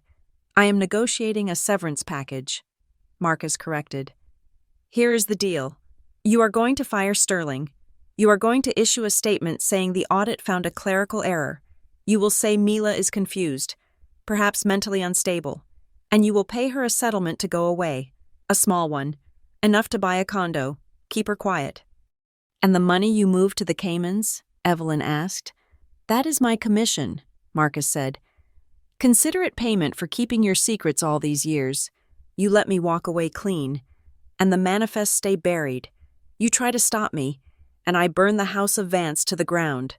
This was it. He had admitted to the theft and the extortion. I picked up my phone, checked that the recording was still active, and stood up. I walked around the partition. Marcus was facing away from me, leaning toward Evelyn with a predatory grin. Evelyn saw me, but her expression did not change. She looked terrified, trapped. It was an Oscar-worthy performance. That is a very interesting offer, Marcus, I said. Marcus spun around in his seat. When he saw me, his eyes widened for a fraction of a second before narrowing into slits of disdain. Well, Marcus said, looking me up and down. I was wearing a blazer Sterling's assistant had brought me, sharp and professional. The prodigal granddaughter. I see you cleaned up. You looked more authentic in the apron. And you look better in a suit than you will in an orange jumpsuit, I said. Sliding into the booth next to Evelyn, I placed the phone on the table between us. Marcus laughed. It was a dry barking sound. You think you can scare me? You are a child. You have been poor for so long you do not even know how the world works anymore. I know how the law works, I said, leaning forward. I just recorded you admitting to the theft of trust assets. That is wire fraud. 18 U.S. Code Section 1343. Penalty of up to 20 years.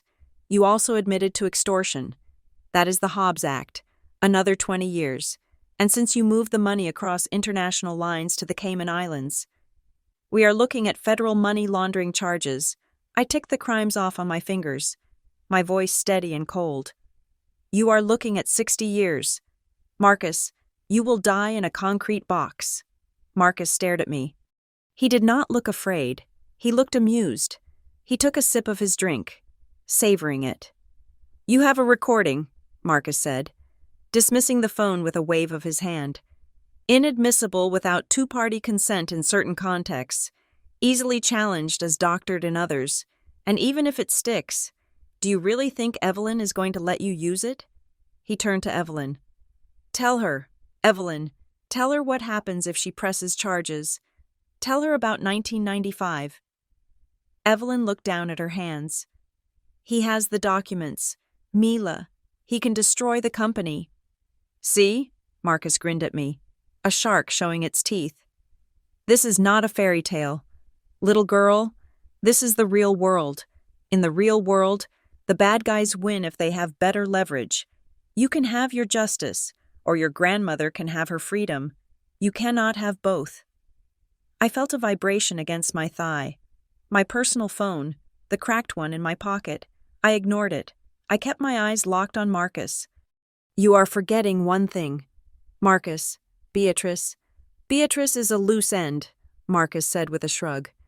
She is hysterical. She is weak. I cut her loose an hour ago. She is probably crying into a pillow right now. She is your problem, not mine. The phone buzzed again. Long, urgent. I broke eye contact for a second and pulled the phone out under the table. I glanced down. It was a text message from an unknown number. Please help. Mom is burning papers in the kitchen sink. She is screaming. I am scared. She locked the doors. Julianne. My heart hammered against my ribs. Julianne, the cousin who had lived my life. She was trapped in that house with a woman who was unraveling. I typed back a single question, my thumb flying across the cracked screen. Where does she keep the records? The real ones. I looked back up at Marcus. He was checking his watch, looking bored. I have a flight to catch. Ladies, I suggest you make a decision. My phone buzzed again. The wall safe in the master closet, behind the painting of the horses. She is trying to open it, but she is drunk and can't remember the code. I know it. It is my birthday. August 12th, 2004. I felt a rush of cold clarity. We had the digital trail. We had the recording, but the physical evidence, the original forged documents, the handwritten ledgers Beatrice kept to track her spending, that was the final nail. And Julianne just handed us the hammer. You are right, Marcus, I said, putting the phone back in my pocket. We cannot stop you. Marcus's smile widened.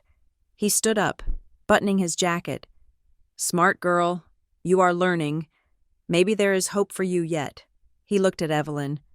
I will expect that statement by morning, and the wire transfer for my severance. Let us call it 10 million, for silence. Evelyn nodded, keeping her head bowed. I understand. Good, Marcus said. He reached out and patted my shoulder. I flinched, my skin crawling at his touch. Go back to school. Mila. Buy some nice clothes. Forget this ever happened. It is better that way. He walked away. He strolled out of the restaurant with the confidence of a man who believed he was untouchable. He believed he had just checkmated a billionaire and a beggar. As soon as the heavy oak door clicked shut behind him, the atmosphere in the booth shifted instantly. Evelyn lifted her head. The fear was gone. The frailty vanished. Her eyes were hard as diamonds. Did you get it? Evelyn asked, sharp and clear. Every word, I said, stopping the recording and hitting save to the cloud. He admitted to everything, the theft, the blackmail, the laundering. And the threat against the company? Evelyn asked.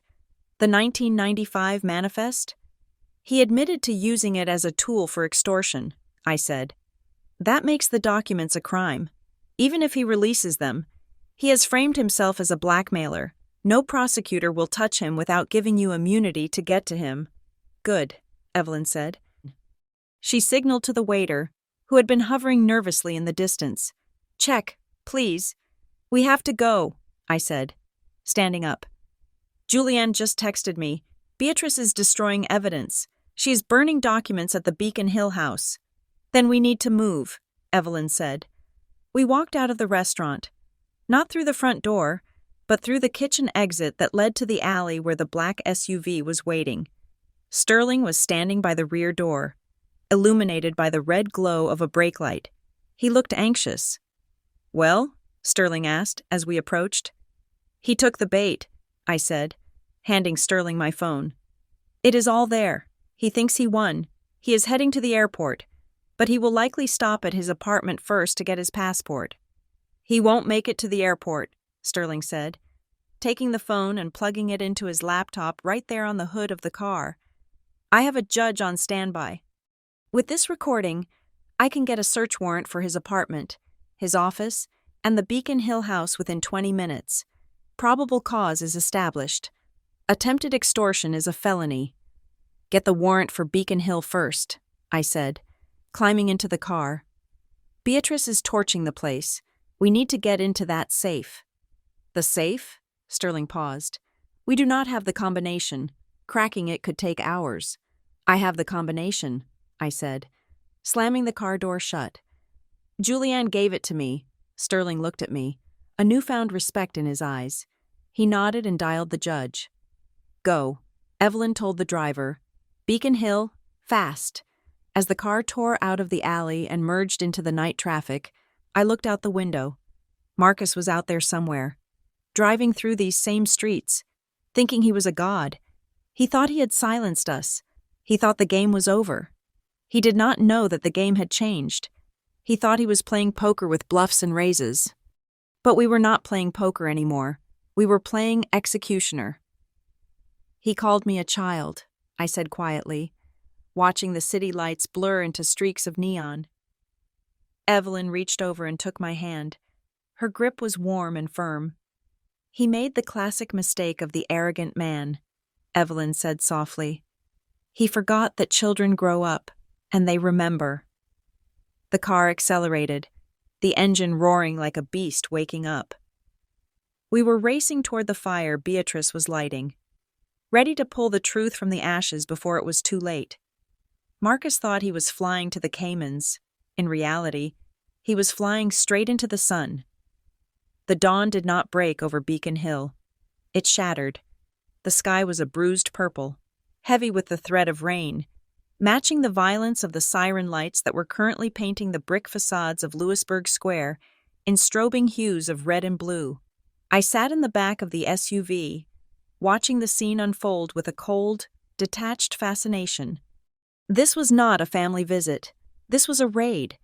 We had arrived 3 minutes behind the lead tactical team. Sterling had coordinated with the district attorney's office with terrifying efficiency. The recording of Marcus confessing to extortion and wire fraud had been enough to grant an emergency no-knock warrant, signed by a judge who had been woken up at 4 a.m.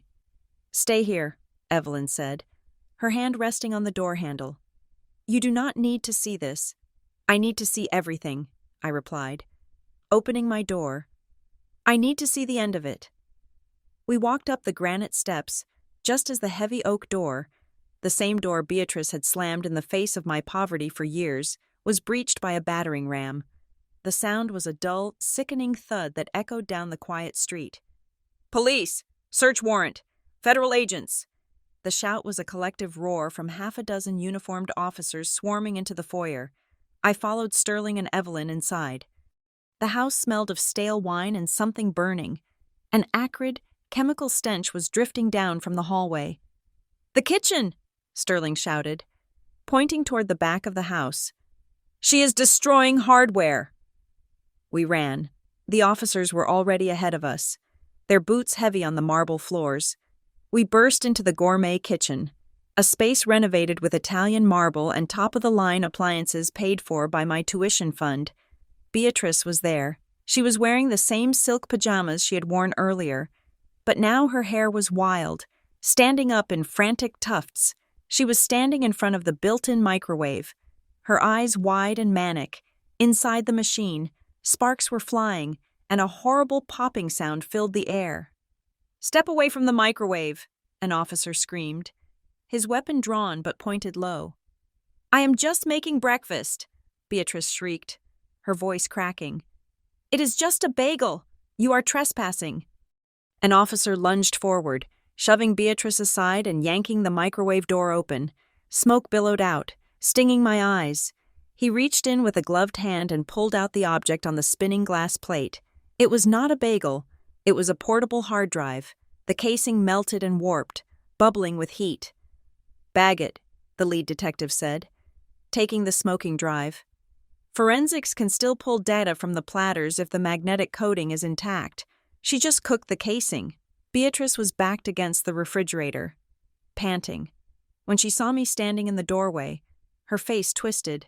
"You!" she hissed. "You did this. You ungrateful little rat. I gave you a home." "You gave me a trash bag and a $50 bill," I said, my voice cutting through the chaos. "And now I am giving you this." I nodded to the officer, who stepped forward and grabbed Beatrice's wrists. "Beatrice Vance, you are under arrest for grand larceny, wire fraud, and conspiracy to commit money laundering," the officer recited. The click of the handcuffs was the most satisfying sound I had ever heard. It was sharper and cleaner than the sound of the champagne flutes she loved to toast with.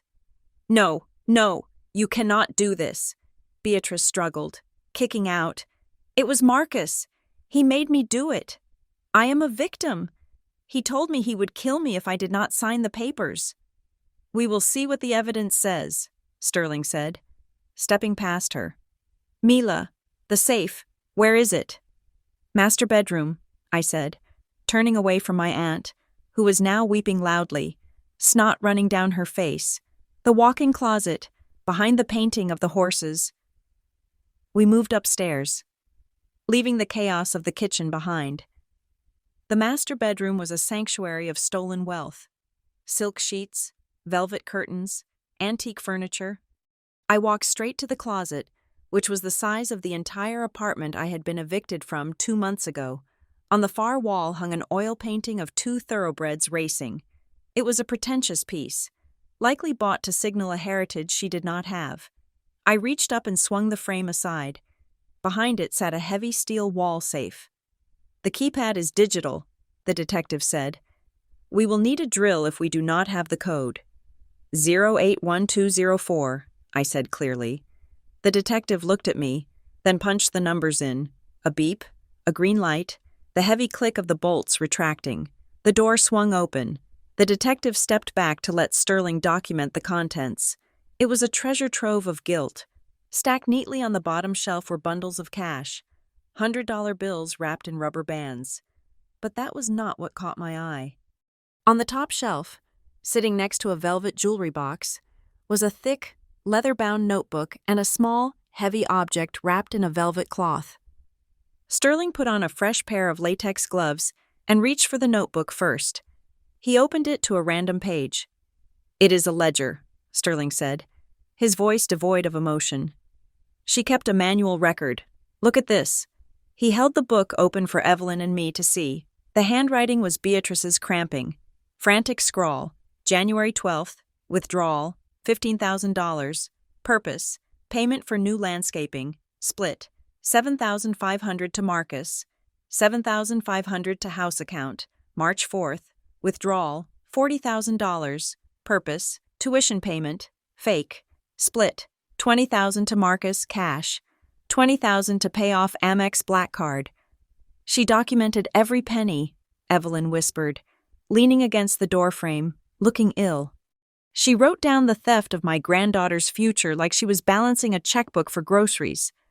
She did not trust Marcus, I realized. She kept this so he couldn't cheat her out of her half. This is not just evidence of theft. This is evidence of a criminal conspiracy.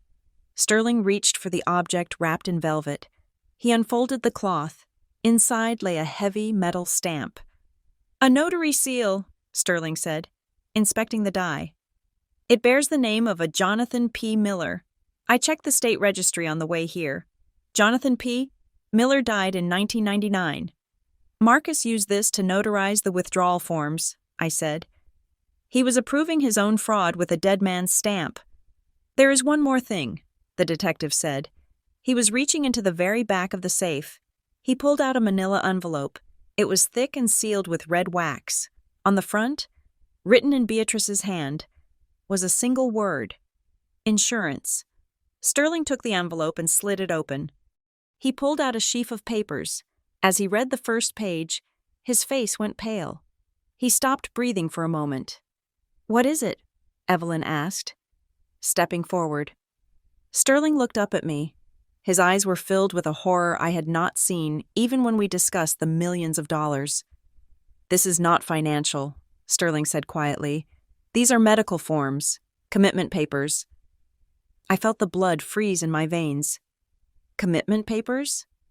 They are pre-signed, Sterling said, handing the file to Evelyn. Dated for next month, they are an application for an involuntary psychiatric hold at the Willow Creek Sanitarium. They claim you are a danger to yourself and others. They cite paranoid schizophrenia and history of violent hallucinations. Evelyn read the document, her hands shaking so hard the paper rattled. The doctor's signature is here, Evelyn choked out. Dr. Evans, the man Beatrice offered to call last night. They were going to lock me away, I whispered. The realization hit me with the force of a physical blow. If I ever came back, if I ever tried to claim the money, this was their plan B. They weren't just going to rob me. They were going to erase me. They were going to put you in a padded room and drug you until you couldn't remember your own name, Sterling said, his voice grim. And with you declared incompetent, Beatrice would have been granted permanent power of attorney over the trust. She would have had legal control over the remaining assets, and you... I leaned against the wall, looking at the rows of designer shoes lining the closet shelves. I thought about the nights I had spent wishing I could just disappear. I realized now that disappearance was exactly what they had prepared for me. That changes everything, the detective said, his jaw tight. This is conspiracy to commit kidnapping. This is imprisonment. The DA is going to have a field day. Downstairs, the commotion grew louder. We walked out onto the landing just in time to see Beatrice being led out the front door. She was still screaming, her silk pajamas a stark contrast to the tactical gear of the officers flanking her. Evelyn, help me, Beatrice wailed as she saw us on the stairs. I am family. You cannot let them take me. Evelyn stood at the top of the stairs, looking down at the woman she had treated like a daughter for 20 years. She held the psychiatric file in her hand. You are not family, Evelyn said, her voice carrying through the foyer like a judgment from God. You are a monster, and you are going exactly where you belong. The door slammed shut, cutting off Beatrice's screams. Sterling checked his watch. It is 6 a.m. The morning news is just starting. Marcus, I said. He will see it. He is likely at the airport by now, Sterling said. He thinks he is in the clear. He thinks Beatrice is the only one falling today. Where is he? Evelyn asked. Sterling pulled out his phone. I had the security team track his cell signal. He is at Logan International, Terminal E. He is in the first-class lounge. Does he know his accounts are frozen? I asked.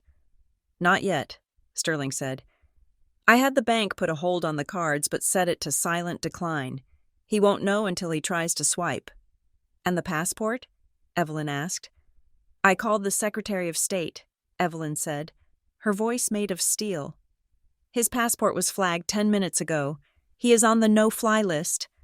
I pictured Marcus sitting in the lounge, drinking his complimentary champagne, surrounded by his luggage. He probably felt invincible. He probably felt like the smartest man in the world. Let us watch him fall, I said, 5 miles away, inside the hushed, carpeted sanctuary of the International First-Class Lounge. Marcus Thorne was indeed feeling invincible. He sat in a leather armchair by the window, watching a Boeing 747 taxi down the runway.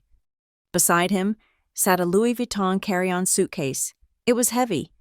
Inside, beneath a layer of starched shirts, were 20 gold bars and $500,000 in non-sequential bills, his severance package, withdrawn from the safe deposit box just before he headed to the airport. He took a sip of his espresso and opened his laptop. He wanted to check the Cayman account to ensure the transfer had cleared. He typed in his password. Access denied. He frowned. He typed it again. Account locked.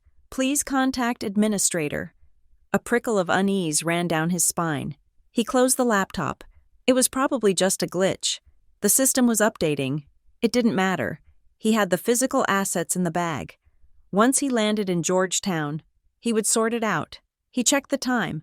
Boarding for Flight 209 to Grand Cayman was starting in 10 minutes. He stood up, adjusted his tie, and picked up the heavy suitcase. He walked to the concierge desk to check out. Mr. Thorne, The attendant smiled. "I hope you enjoyed your stay." "It was adequate," Marcus said dismissively. "I am heading to the gate." "Certainly. Oh, Mr. Thorne, there is a news report playing on the monitor. Is that your associate?" Marcus turned. On the large screen behind the desk, the breaking news banner was flashing red. "Arrest at Beacon Hill. Beatrice Vance taken into custody. Police raid reveals massive fraud ring." The screen showed footage of Beatrice being shoved into the back of a police cruiser. Then, the image shifted. A photo of Marcus appeared on the screen. "Police seek Marcus Thorne for questioning, wanted for wire fraud and extortion." The blood drained from Marcus's face. He grabbed the handle of his suitcase tighter. "I have to go," he muttered. He turned and walked fast toward the exit. He needed to get on the plane. Once the doors closed, he was safe. International airspace. He reached the automatic doors of the lounge. They did not open. He stepped back and tried again. Nothing. "Mr. Thorne?" He spun around. Standing at the other end of the lounge entrance were 4 officers from the Port Authority Police and 2 agents in FBI windbreakers. "Marcus Thorne," the lead agent said, stepping forward. "Put the bag down." "You have no jurisdiction here," Marcus stammered, backing up. "I have a ticket. I am a private citizen." "You are a fugitive," the agent said, "and your passport has been revoked." Marcus looked at the glass doors behind him. He looked at the agents. Panic, raw and ugly, seized him. "I have leverage," Marcus shouted, his voice cracking, drawing the attention of every wealthy traveler in the lounge. "I have documents. If you touch me, I will ruin Evelyn Vance. I will ruin this whole city." "We know about the documents," the agent said calmly, continuing his approach, "and we know about the blackmail. Put the bag down, now." Marcus hesitated. For a second, he looked like he might try to run, to smash through the glass, but the weight of the gold in his suitcase anchored him to the floor. It was the weight of his own greed. He dropped the handle. The suitcase hit the floor with a heavy thud that sounded like a gavel. "Turn around," the agent commanded. "Hands behind your head." Marcus Thorne, the man who had played chess with people's lives for a decade, slowly raised his hands as the handcuffs clicked around his wrists. He looked up at the television screen. The news had switched to a live feed. It was Evelyn Vance, standing outside the Beacon Hill house. Next to her was a young woman with sharp cheekbones and a gaze that burned through the camera lens. It was me. I looked straight into the camera, as if I could see him through the screen. And in that moment, Marcus knew. It wasn't the police who had caught him. It wasn't the bank errors. It was the girl he had left to starve. The agents led him away, dragging the heavy suitcase behind him. The gold bars inside clinked softly, a funeral dirge for a life of stolen luxury. The wheels of justice usually turn at a glacial pace, grinding lives down over years of motions and continuances. But the case of the United States versus Marcus Thorne and Beatrice Vance was different. The sheer volume of evidence we had collected, the forensic digital footprint, the recovered ledger, the melted hard drive, which the FBI lab had successfully reconstructed, and the confession tape, had accelerated the timeline. The district attorney, sensing a career-defining victory, had pushed for an immediate trial, and the defense, cornered and desperate, had no choice but to face the music. 3 months after the raid on Beacon Hill, I sat in the witness box of the federal courthouse in Boston. The room was a cavern of mahogany and marble, designed to make you feel small. To my left, the jury box was filled with 12 ordinary citizens who were looking at me with a mixture of curiosity and pity. To my right, at the defense table, sat the architects of my misery.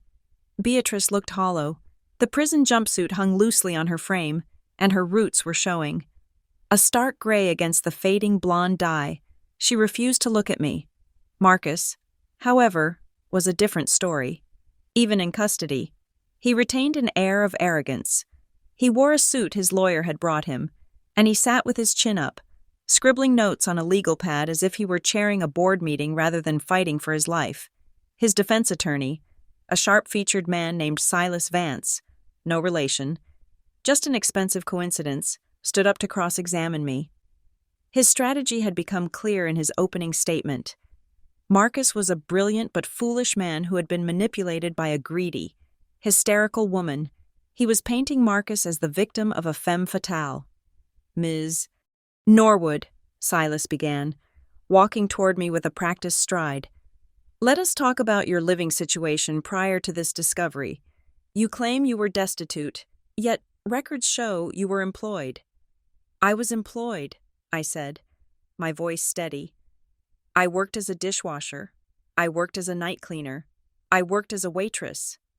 And yet, Silas pressed, leaning on the railing, you never sought help from state agencies beyond emergency medical care. You never reached out to other family members. Does this not suggest a desire to stay hidden? Perhaps because of a lifestyle choice involving illicit substances? He was doing it. He was trying to revive the narrative Beatrice had started. He was trying to plant the seed of the junkie heiress in the jury's mind. Objection, the prosecutor called out lazily.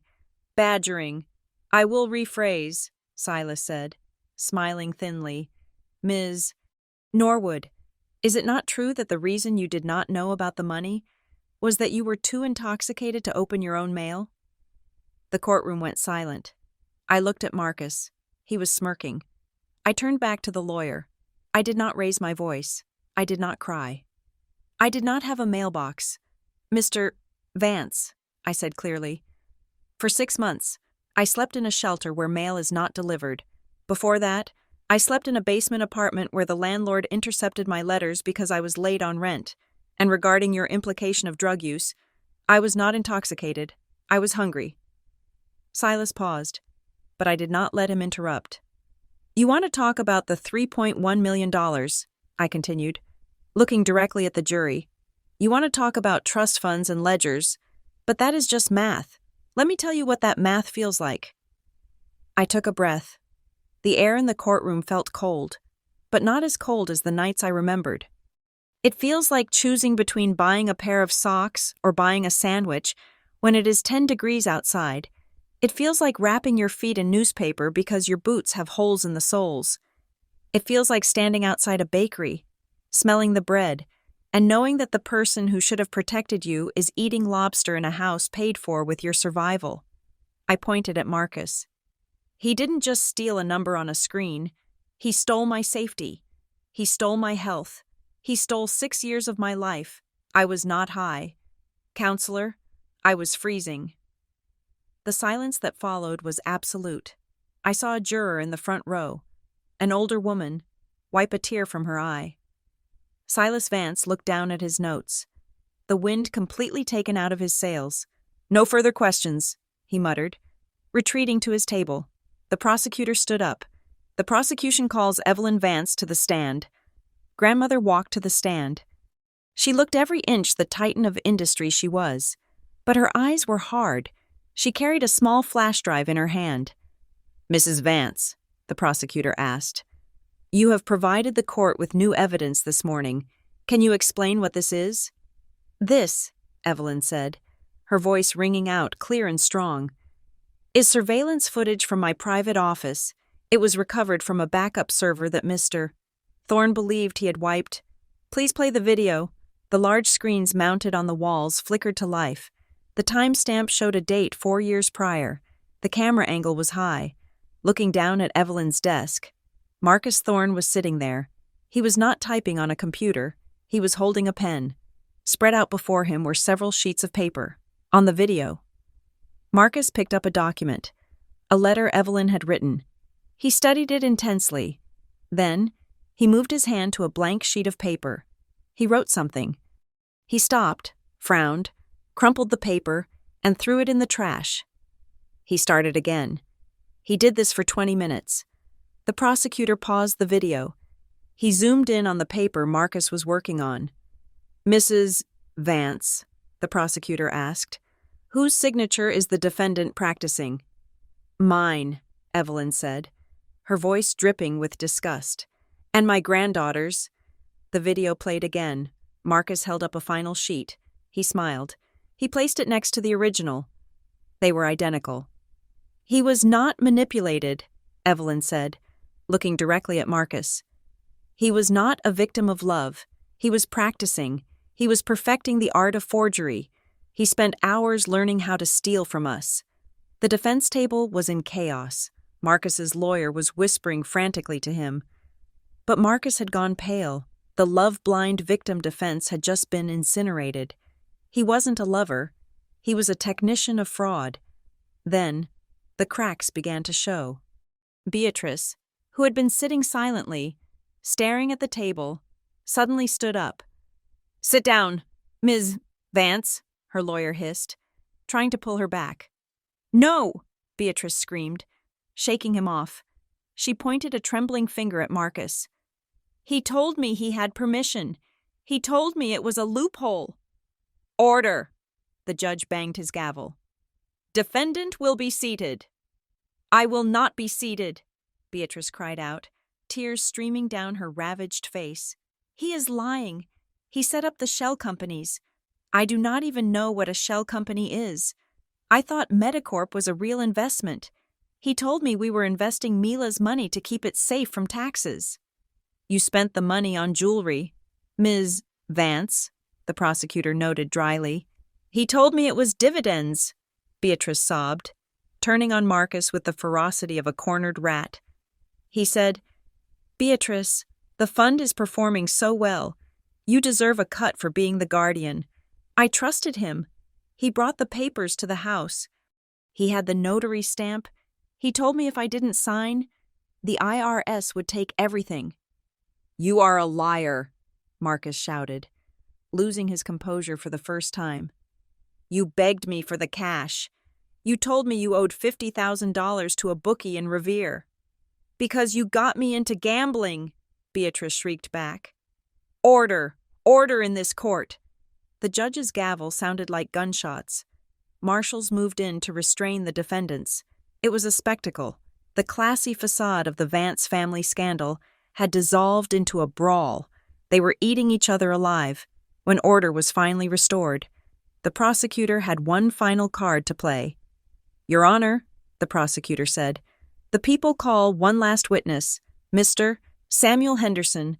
A small, balding man in a cheap suit walked nervously to the stand. He looked like he wanted to be anywhere else in the world. He was sweating profusely. "Mr. Henderson," the prosecutor began, "where were you employed between the years of 2020 and 2024? "I was a senior compliance officer at First Boston Bank," Henderson said, his voice barely a whisper. "And what was your relationship with the defendant, Marcus Thorne?" Henderson wiped his forehead with a handkerchief. "He was a client. Did Mr. Thorne ever offer you compensation outside of normal banking fees?" Henderson looked at Marcus. Marcus stared back, his eyes promising murder, but Henderson was more afraid of prison than he was of a disgraced CFO. "Yes," Henderson said, "on 4 occasions." "And what did he pay you for?" "To override the red flags," Henderson admitted, his voice trembling. "The system flagged the withdrawals, multiple transfers to a non-educational entity from an educational trust. It triggered a suspicious activity report, automatic freeze." "And what did you do?" "I deleted the reports," Henderson said. "Marcus Mr. Thorne, he gave me $10,000 in cash each time. He met me in the parking lot of the gym. He told me it was just a family dispute, that the grandmother was senile and forgetting she authorized the payments. He said he was just cutting through the red tape." A collective gasp went through the courtroom. This was the final nail. It wasn't just forgery. It wasn't just theft. It was systemic, corrupted bribery. Marcus had corrupted the very institutions designed to protect people like me. Marcus Thorne slumped in his chair. The legal pad slid off the table and hit the floor. He didn't pick it up. He stared at the wall, his eyes empty. He knew it was over. The judge, a stern man with 30 years on the bench, looked over his glasses at the 2 defendants. He looked at Beatrice, weeping into her hands, and at Marcus, staring into the abyss. "I have sat on this bench for 3 decades, the judge said. his voice low and heavy with disgust. "I have seen murderers, gangs, and cartels, but rarely have I seen such a grotesque display of cannibalism." He looked at me. "You took a young woman," the judge continued, his voice rising. "Your own blood, your own family. And you stripped her to the bone. You feasted on her future while she starved in the street. And then, when caught, you tried to destroy her character to save your own skins." He turned his gaze to Marcus. "Mr. Thorne, you are a predator in a suit. You used your education and your position not to build, but to dismantle a life, and Ms. Vance." Beatrice looked up, her eyes pleading. "You are a reminder," the judge said coldly, "that the cruelest betrayals happen closest to home." The jury did not need long. They didn't even leave the room. The foreman whispered to his colleagues, and they all nodded. In federal cases, they usually retire to deliberate, but here, the foreman stood up immediately. "Your Honor, we do not need to recess. We have seen enough." "What say you?" the judge asked. "Guilty," the foreman said. "On all counts, for both defendants." The word hung in the air like a bell tolling. "Guilty," Beatrice wailed, a long, mournful sound that grated on the nerves. Marcus just closed his eyes. I sat there, in the witness box, and let out a breath I felt like I had been holding for 6 years. I looked at Evelyn. She wasn't smiling. She was crying, silent tears of relief and sorrow running down her face. It was done. The lie was dead, and for the first time in a very long time, the truth was the only thing left standing in the room. The sentencing hearing was not the dramatic battleground the trial had been. It was a funeral for 2 lives that had been built on a foundation of sand. The courtroom was packed, the air thick with the humidity of bodies and anticipation. But when Judge Anderson spoke, his voice cut through the noise like a scythe clearing dead wheat. "The court finds the actions of the defendants to be morally reprehensible and legally undefendable," Judge Anderson said, looking down at Marcus and Beatrice. "You did not just steal money. You stole time. You stole potential. You stole the very youth of the plaintiff." I sat in the front row, my hands folded in my lap. I felt a strange, vibrating calmness. It was the feeling of a storm finally breaking after weeks of oppressive heat. "Defendant Beatrice Vance," the judge continued, "you are hereby sentenced to full restitution. Every asset in your name, real estate, vehicles, jewelry, and personal holdings, is to be seized immediately and liquidated. The proceeds will be returned to the Mila Norwood Trust. Furthermore, you will serve a custodial sentence of 8 years in a federal correctional facility." Beatrice let out a sound that was half gasp, half shriek. Her legs gave out, and she slumped against the defense table. "Defendant Marcus Thorne," the judge turned his gaze to the man who had once thought he owned the world. "For the charges of wire fraud, extortion, money laundering, and conspiracy, you are sentenced to 15 years in federal prison. You are stripped of your CPA license permanently. You are barred from serving as an officer or director of any public company for life." 15 years. I did the math in my head. Marcus would be nearly 60 when he walked free. The prime of his life, the years he had planned to spend spending my money, would be spent staring at a concrete wall. "Court is adjourned," the judge said. Bringing the gavel down, that sound, the final wooden crack, was the period at the end of a very long, very painful sentence. Marshals moved in instantly. They pulled Marcus up. He did not fight. He looked dazed, as if he were waking up from a dream to find himself in a nightmare. He looked at me one last time as they led him away. There was no arrogance left in his eyes. There was only a terrified realization that his intelligence had not saved him. He was just another criminal in a suit that no longer impressed anyone. But Beatrice did not go quietly. As the female officer grabbed her arm, Beatrice lunged toward the gallery railing where I sat. "Mila!" she screamed. Her face contorted into a mask of desperate, ugly sobbing. "Mila, please, tell them to stop. We are family. I am your mother's sister." The courtroom went silent. watching the spectacle. "I raised you," Beatrice wailed, struggling against the officer's grip. "I took you in. Doesn't that count for anything? You cannot let them put me in a cage. Mila, baby, please, I am sorry. I will make it up to you. We are family." Evelyn, sitting next to me, stiffened. She looked ready to stand up and shout, but I placed a hand on her arm. "It is okay," I said softly. I stood up and walked to the railing. I looked down at Beatrice. I remembered the way she had looked at me when she kicked me out, with disdain, with annoyance, as if I were a stain on her carpet. Now, the dynamic was reversed, but I did not feel the surge of triumph I had expected. I did not feel the burning desire to spit in her face. I felt pity. It was a profound, heavy pity for a woman so empty that she had to consume everyone around her just to feel full. She looked pathetic. She looked small. "We share blood."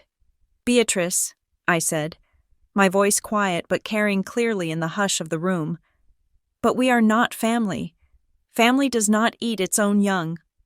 "Mila," she sobbed, reaching out a hand that was still manicured, a remnant of the life she had lost 5 minutes ago. "I do not hate you," I said, looking at her with a detachment that seemed to hurt her more than anger would have. "I just feel sorry for you. You had everything. You had a home, you had a daughter, and you threw it all away for a car and some designer clothes." I turned my back on her. "Take her away," I heard the marshal say. Beatrice's screams faded as they dragged her through the side door, her voice echoing until the heavy metal door slammed shut, sealing her fate. 2 days later, I stood on the sidewalk of Beacon Hill. The morning air was crisp, carrying the scent of the ocean, but on Louisburg Square, the air smelled of diesel fumes and defeat. The seizure order was being executed. The brownstone, the fortress of lies, as the tabloids had dubbed it, was wrapped in yellow police tape. A team of movers hired by the U.S. Marshals Service was methodically emptying the house. I watched as the crystal chandelier, the one that cost more than 4 years of my rent, was crated up. I watched as the Persian rugs were rolled like cigars. "It is quite a liquidation," Sterling said. Standing beside me, he was holding a clipboard, ticking off items. "The auction is scheduled for next month. The proceeds should cover about 70% of the principal you lost. We will recover the rest from Marcus's offshore accounts." "I do not care about the money," I said, watching a man carry out the Lalique vase. "I just want it gone. I want every trace of this life erased." Then, the tow truck arrived. It backed up the driveway, the gears grinding loudly.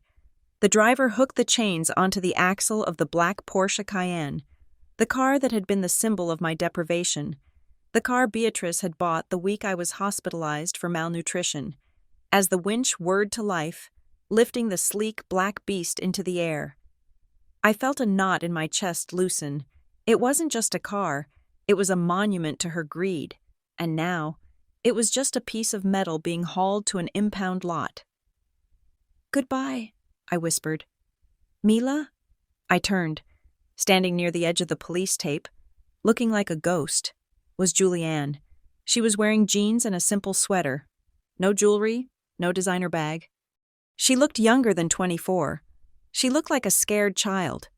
She hesitated, then walked toward me. The press photographers, who were camped out down the street, raised their cameras, hungry for a confrontation. Julianne started, her voice shaking. She looked at the house, then at the empty driveway where the Porsche had been. "I wanted to say, I am sorry. I know that is not enough. I know I was part of it.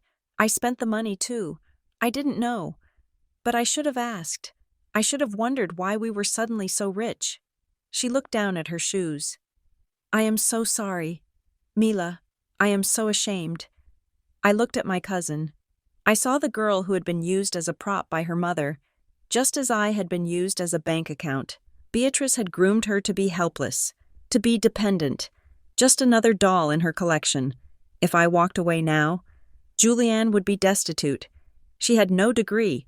Her college years were spent partying on my dime. She had no skills. She had the Vance name, which was now mud. She would be exactly where I was 6 years ago. Homeless, scared, and alone. The cycle would start all over again. "Where will you go?" I asked. "I do not know," Julianne admitted, tears spilling over. "The house is seized. My accounts are frozen. I have a friend in Ohio who said I could sleep on her couch for a week. After that, I guess I will find a job. Maybe wait tables." She looked at me, terrified. "I will figure it out. I just wanted you to know that I am sorry." She turned to leave. "Wait," I said. Julianne stopped. I reached into my bag and pulled out a check. I had written it earlier that morning, hoping I would have the courage to give it to her. "Take this," I said, holding it out. Julianne looked at it. Her eyes widened. It was a check for $50,000. "Mila, I cannot," she stammered, stepping back. "I cannot take your money, not after everything." "It is not a handout," I said firmly, pressing it into her hand. "It is tuition. You are going to go to school. Julianne, real school. You are going to learn a trade, or get a degree, or do something that makes you independent. You are not going to rely on a man, or a trust fund, or a mother who lies to you." "Why?" she asked, clutching the check, her voice breaking. "Why would you help me?" "Because 6 years ago, I stood on a porch with $50 in my pocket and wished someone would help me," I said. "I am not Beatrice. I do not destroy family. I build it." Julianne burst into tears. She threw her arms around me. This time, unlike the hug from Beatrice, it was real. It was desperate and grateful. I held her for a moment, feeling the weight of the generational trauma lifting. We were the survivors, and we were going to be better. While I was handling the emotional cleanup, Evelyn was handling the corporate execution. The boardroom of Vance Shipping was silent as a tomb. Evelyn stood at the head of the table. She looked revitalized. The fog of betrayal replaced by the cold clarity of command. Seated around the table were the 12 members of the compliance and risk management team. These were the men and women whose job it was to spot fraud. These were the people who had missed the red flags for 5 years because they were too lazy, or too scared, or too incompetent to question the CFO. "In the shipping industry," Evelyn said, her voice echoing off the glass walls, "a small leak, if left undetected, will eventually sink even the largest vessel. You were my hull inspectors, and you let the ship fill with water." "Mrs. Vance," the director of compliance started, sweating. "With all due respect, Marcus was the CFO. He overrode our protocols. We assumed—" "You assumed," Evelyn cut him off. "You assumed that because he was family, he was honest. You assumed that because he was powerful, he was right. You stopped doing your jobs because it was inconvenient to ask questions." She threw a file onto the table. "This is the internal audit of your department. It shows that the Medicorp transactions were flagged 17 times by the automated system. 17 times and 17 times. Someone in this room manually dismissed the alert as authorized executive action." She looked around the table, meeting every pair of eyes. "You are all fired," Evelyn said. There was a gasp. "All of us?" "Every single one of you," Evelyn said. "Security will escort you to your desks to collect your personal effects. You have 20 minutes. The new team starts on Monday, and believe me, they will be looking at everything." She turned and walked out of the room, leaving 12 highly paid executives staring at their severance futures. She met me in the hallway. "Is it done?" I asked. "It is done," Evelyn said, adjusting her jacket. "The cancer is cut out. Now the healing begins." We walked out of the Vance shipping tower together. The plaza outside was swarming with reporters. They had been camped there for weeks. Ever since the story broke, as soon as they saw us, the shouting started. "Mila! Mila! Over here!" "Mila, how does it feel to be a millionaire again?" "Mila, what do you say to your aunt now?" "Mila, People magazine is offering $2 million for an exclusive interview. Will you take it?" Flashes went off like lightning storms. Microphones were thrust in my face. They wanted the scoop. They wanted the Cinderella story. They wanted me to cry, or cheer, or give them a soundbite about justice. Sterling stepped forward to block them, but I raised my hand. The crowd quieted down, expecting a statement. I looked at the cameras. I looked at the hungry faces of the press who had called me a junkie just 3 months ago. They didn't care about me. They cared about the narrative. Yesterday I was the villain. Today I was the hero. Tomorrow I would be forgotten. "Ms. Norwood," a reporter from the Times shouted. "The world is calling you the Iron Orphan. You are an icon of resilience. What is your message to the public?" I looked at him. I thought about the $3.1 million that was slowly trickling back into my account. It was a lot of money. It was enough to buy a lifestyle that would make people envy me. But I also thought about the soup pot at Riverton Hope. I thought about the people I had left behind there. People who were still invisible. People who didn't have a billionaire grandmother to swoop in and save them. "I have no comment," I said calmly. "But the book deals," the reporter pressed. "The movie rights. You could be famous." "I do not want to be famous," I said. "I just want to be Mila." I turned my collar up against the wind.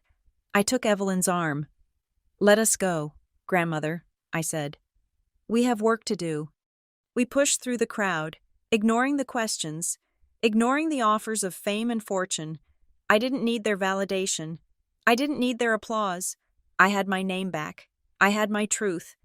And as we stepped into the waiting car, leaving the chaos of the public eye behind, I knew that the real story wasn't about the money I had recovered. It was about the person I had become in the process. The fake world of Beatrice and Marcus had collapsed into dust. But what I was about to build on top of those ruins would be real. And it would be mine. The banking app on my phone refreshed with a silent, digital blink. It was such a small, insignificant motion for something that changed the entire gravitational pull of my universe. The number at the top of the screen was no longer a red 0. It was a string of digits that seemed almost comical in their length. $3,450,000.42. The extra amount was the restitution. It was the liquidated remains of Aunt Beatrice's Porsche, her jewelry, her brownstone, and the clawed-back contents of Marcus Thorne's offshore accounts. The justice system had been thorough. They had squeezed the stones until they bled, and poured that blood back into the vessel they had tried to drain. I sat in the garden of Evelyn's estate in the Hamptons, staring at the screen. The air smelled of salt spray and expensive hydrangeas. A week ago, I would have killed for a $10 bill to buy a warm meal. Now, I could buy the restaurant. But as I looked at that fortune, I did not feel the rush of ecstasy I had expected. I did not feel like running out and buying a sports car or a closet full of Chanel. I felt a heavy, sobering responsibility. Evelyn walked out onto the patio, carrying a tray of iced tea. She looked different now. The tension that had held her shoulders tight for the last few months had evaporated. She looked younger, lighter, but her eyes still held a question she had been afraid to ask. "Sterling finished the final paperwork this morning," Evelyn said, placing the glass down on the wrought iron table. "The trust is fully restored. The board is stabilized. The stock price has actually gone up since we purged the compliance department. The market likes a good cleanup story." "That is good," I said, putting my phone face down on the table. Evelyn sat opposite me. She smoothed her linen skirt and looked out at the ocean. "Mila," she started, her voice serious. "I have been thinking about the future, your future." I nodded, waiting. "You are 24, she said. "You are smart, you are resilient, and you have an instinct for truth that I have not seen in this family for 2 generations. I want you to stay here. I want you to move into the main house permanently." She gestured to the sprawling mansion behind us, a palace of white stone and glass. "I am not getting any younger," Evelyn continued. "I need an heir, not just on paper, but in the boardroom. I want you to come into Vance Shipping. We will get you a top-tier education, real this time. maybe an MBA from Harvard or Wharton. You will shadow me, and in 5 years, you will take my chair. You will be the CEO. It was the golden ticket. It was the ending every fairy tale promised. The orphan princess is found. The wicked stepmother is banished. And she ascends to the throne to rule the kingdom. It was safe. It was powerful. It was everything Aunt Beatrice had killed for, handed to me on a silver platter. I looked at the mansion. I imagined myself in a power suit, sitting at the head of a mahogany table, making decisions about cargo yields and fuel surcharges. I imagined waking up every day in silk sheets, never knowing hunger or cold again. Then, I closed my eyes, and in the darkness, I did not see a boardroom. I saw the peeling paint of the Riverton Hope Shelter. I saw the face of Old Man Jenkins, who slept on the cot next to mine and coughed through the night because he could not afford his asthma inhaler. I saw the mother with 2 toddlers who waited in line for 3 hours just to get a box of diapers, only to be told they had run out. I remembered the feeling of invisibility, the way people on the street looked right through you when you were poor, as if you were a ghost haunting their city. It is a generous offer. Grandmother, I said softly. Evelyn smiled, looking relieved. I will have the guest wing prepped. You can... But I cannot take it, I said. The smile froze on Evelyn's face. The sea breeze seemed to stop. What? I cannot be the CEO of Vance Shipping, I said, my voice gaining strength. And I cannot live in this house. Why? Evelyn asked, genuine confusion clouding her eyes. Mila, you have suffered enough. You deserve this comfort. You deserve to rest. I do not want to rest, I said. I want to work, but not for profit margins. I picked up my phone and unlocked it again. For 6 years, I was a victim of financial abuse, I said. I was erased by the very system that was supposed to protect me, and the only reason I survived, the only reason I'm sitting here today, is because I got lucky. I got lucky that you came to that shelter. I got lucky that I had a scar you recognized. I leaned forward. But Jenkins? The mother with the toddlers? They are not going to get lucky. No billionaire grandmother is coming for them. So, what are you going to do? Evelyn asked quietly. I am going to change the odds, I said. I told her my plan. It had come to me in the middle of the night, not as a dream, but as a command. I am taking $1 million of the settlement, I said, and I am starting a foundation. It will be called the Phoenix Fund. We are going to provide aggressive, high-level legal representation for children and young adults who are trapped in abusive guardianships. We are going to hunt down the Beatrices of the world before they can drain the accounts. We are going to audit the trusts, check the foster care stipends, and ensure that the money meant for the vulnerable actually gets to them. Evelyn listened, her expression unreadable. And the rest? She asked. The rest goes into bricks and mortar, I said. I am buying the land where the Riverton Hope Shelter stands. The city has been threatening to condemn it and sell it to developers for luxury condos. I am going to buy it out from under them. To keep it as a shelter? No, I shook my head. Shelters are band-aids. I'm going to bulldoze it. And I'm going to build a transitional housing complex. Real apartments, secure doors, private bathrooms, a place where people can actually heal, not just survive the night. I am not going to be a volunteer washing pots anymore. Grandmother, I am going to be the landlord who doesn't evict. I sat back, waiting for her objection. I waited for her to tell me it was a bad investment.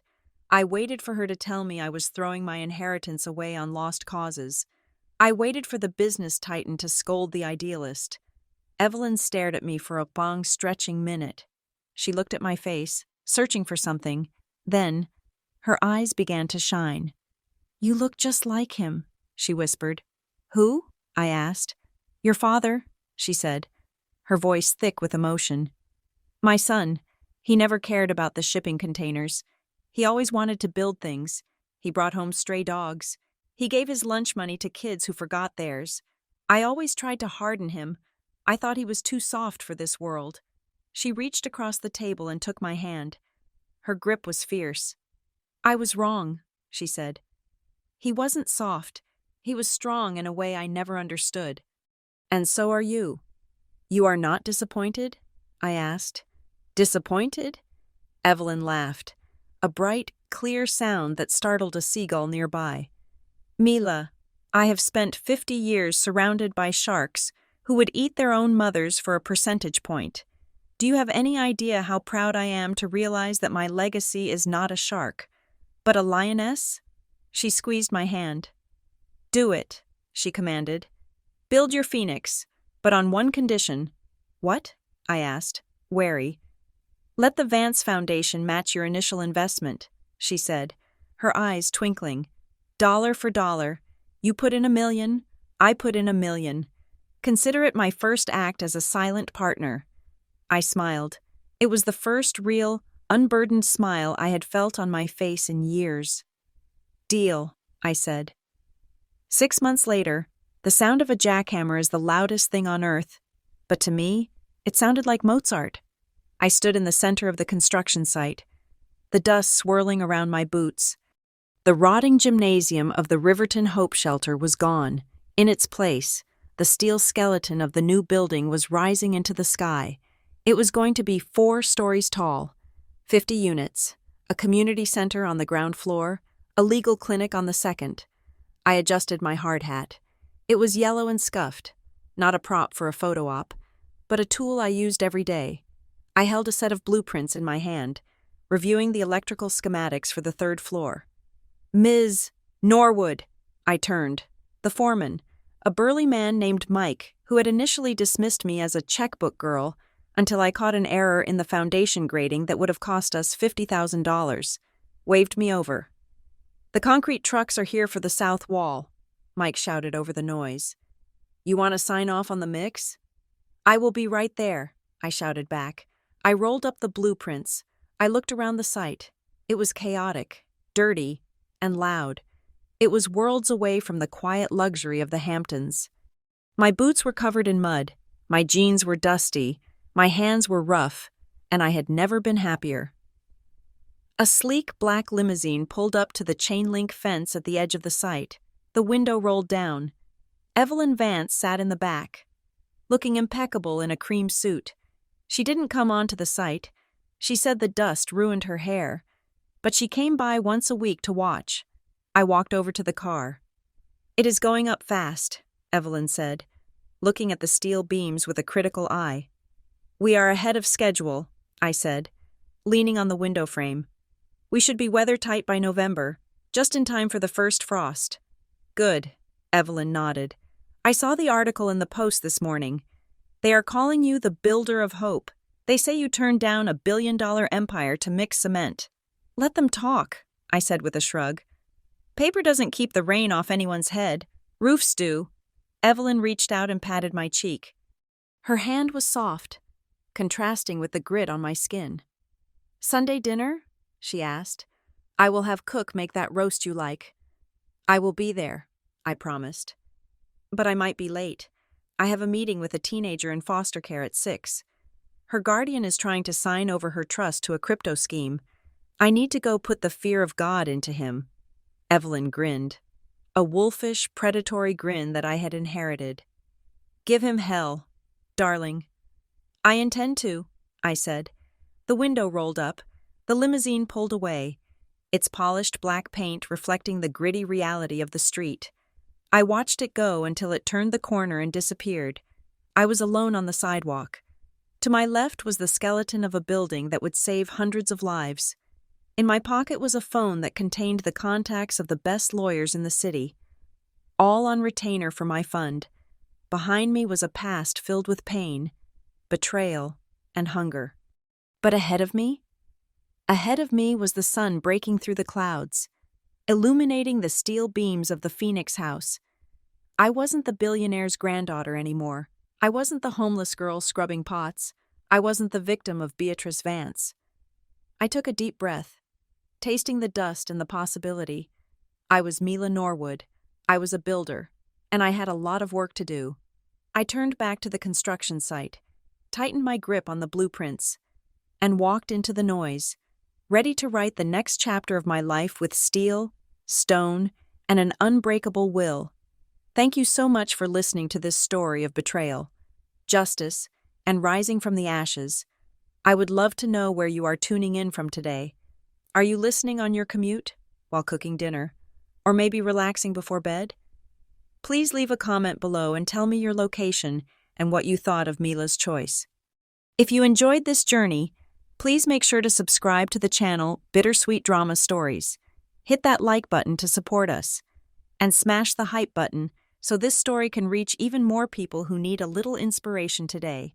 See you in the next video.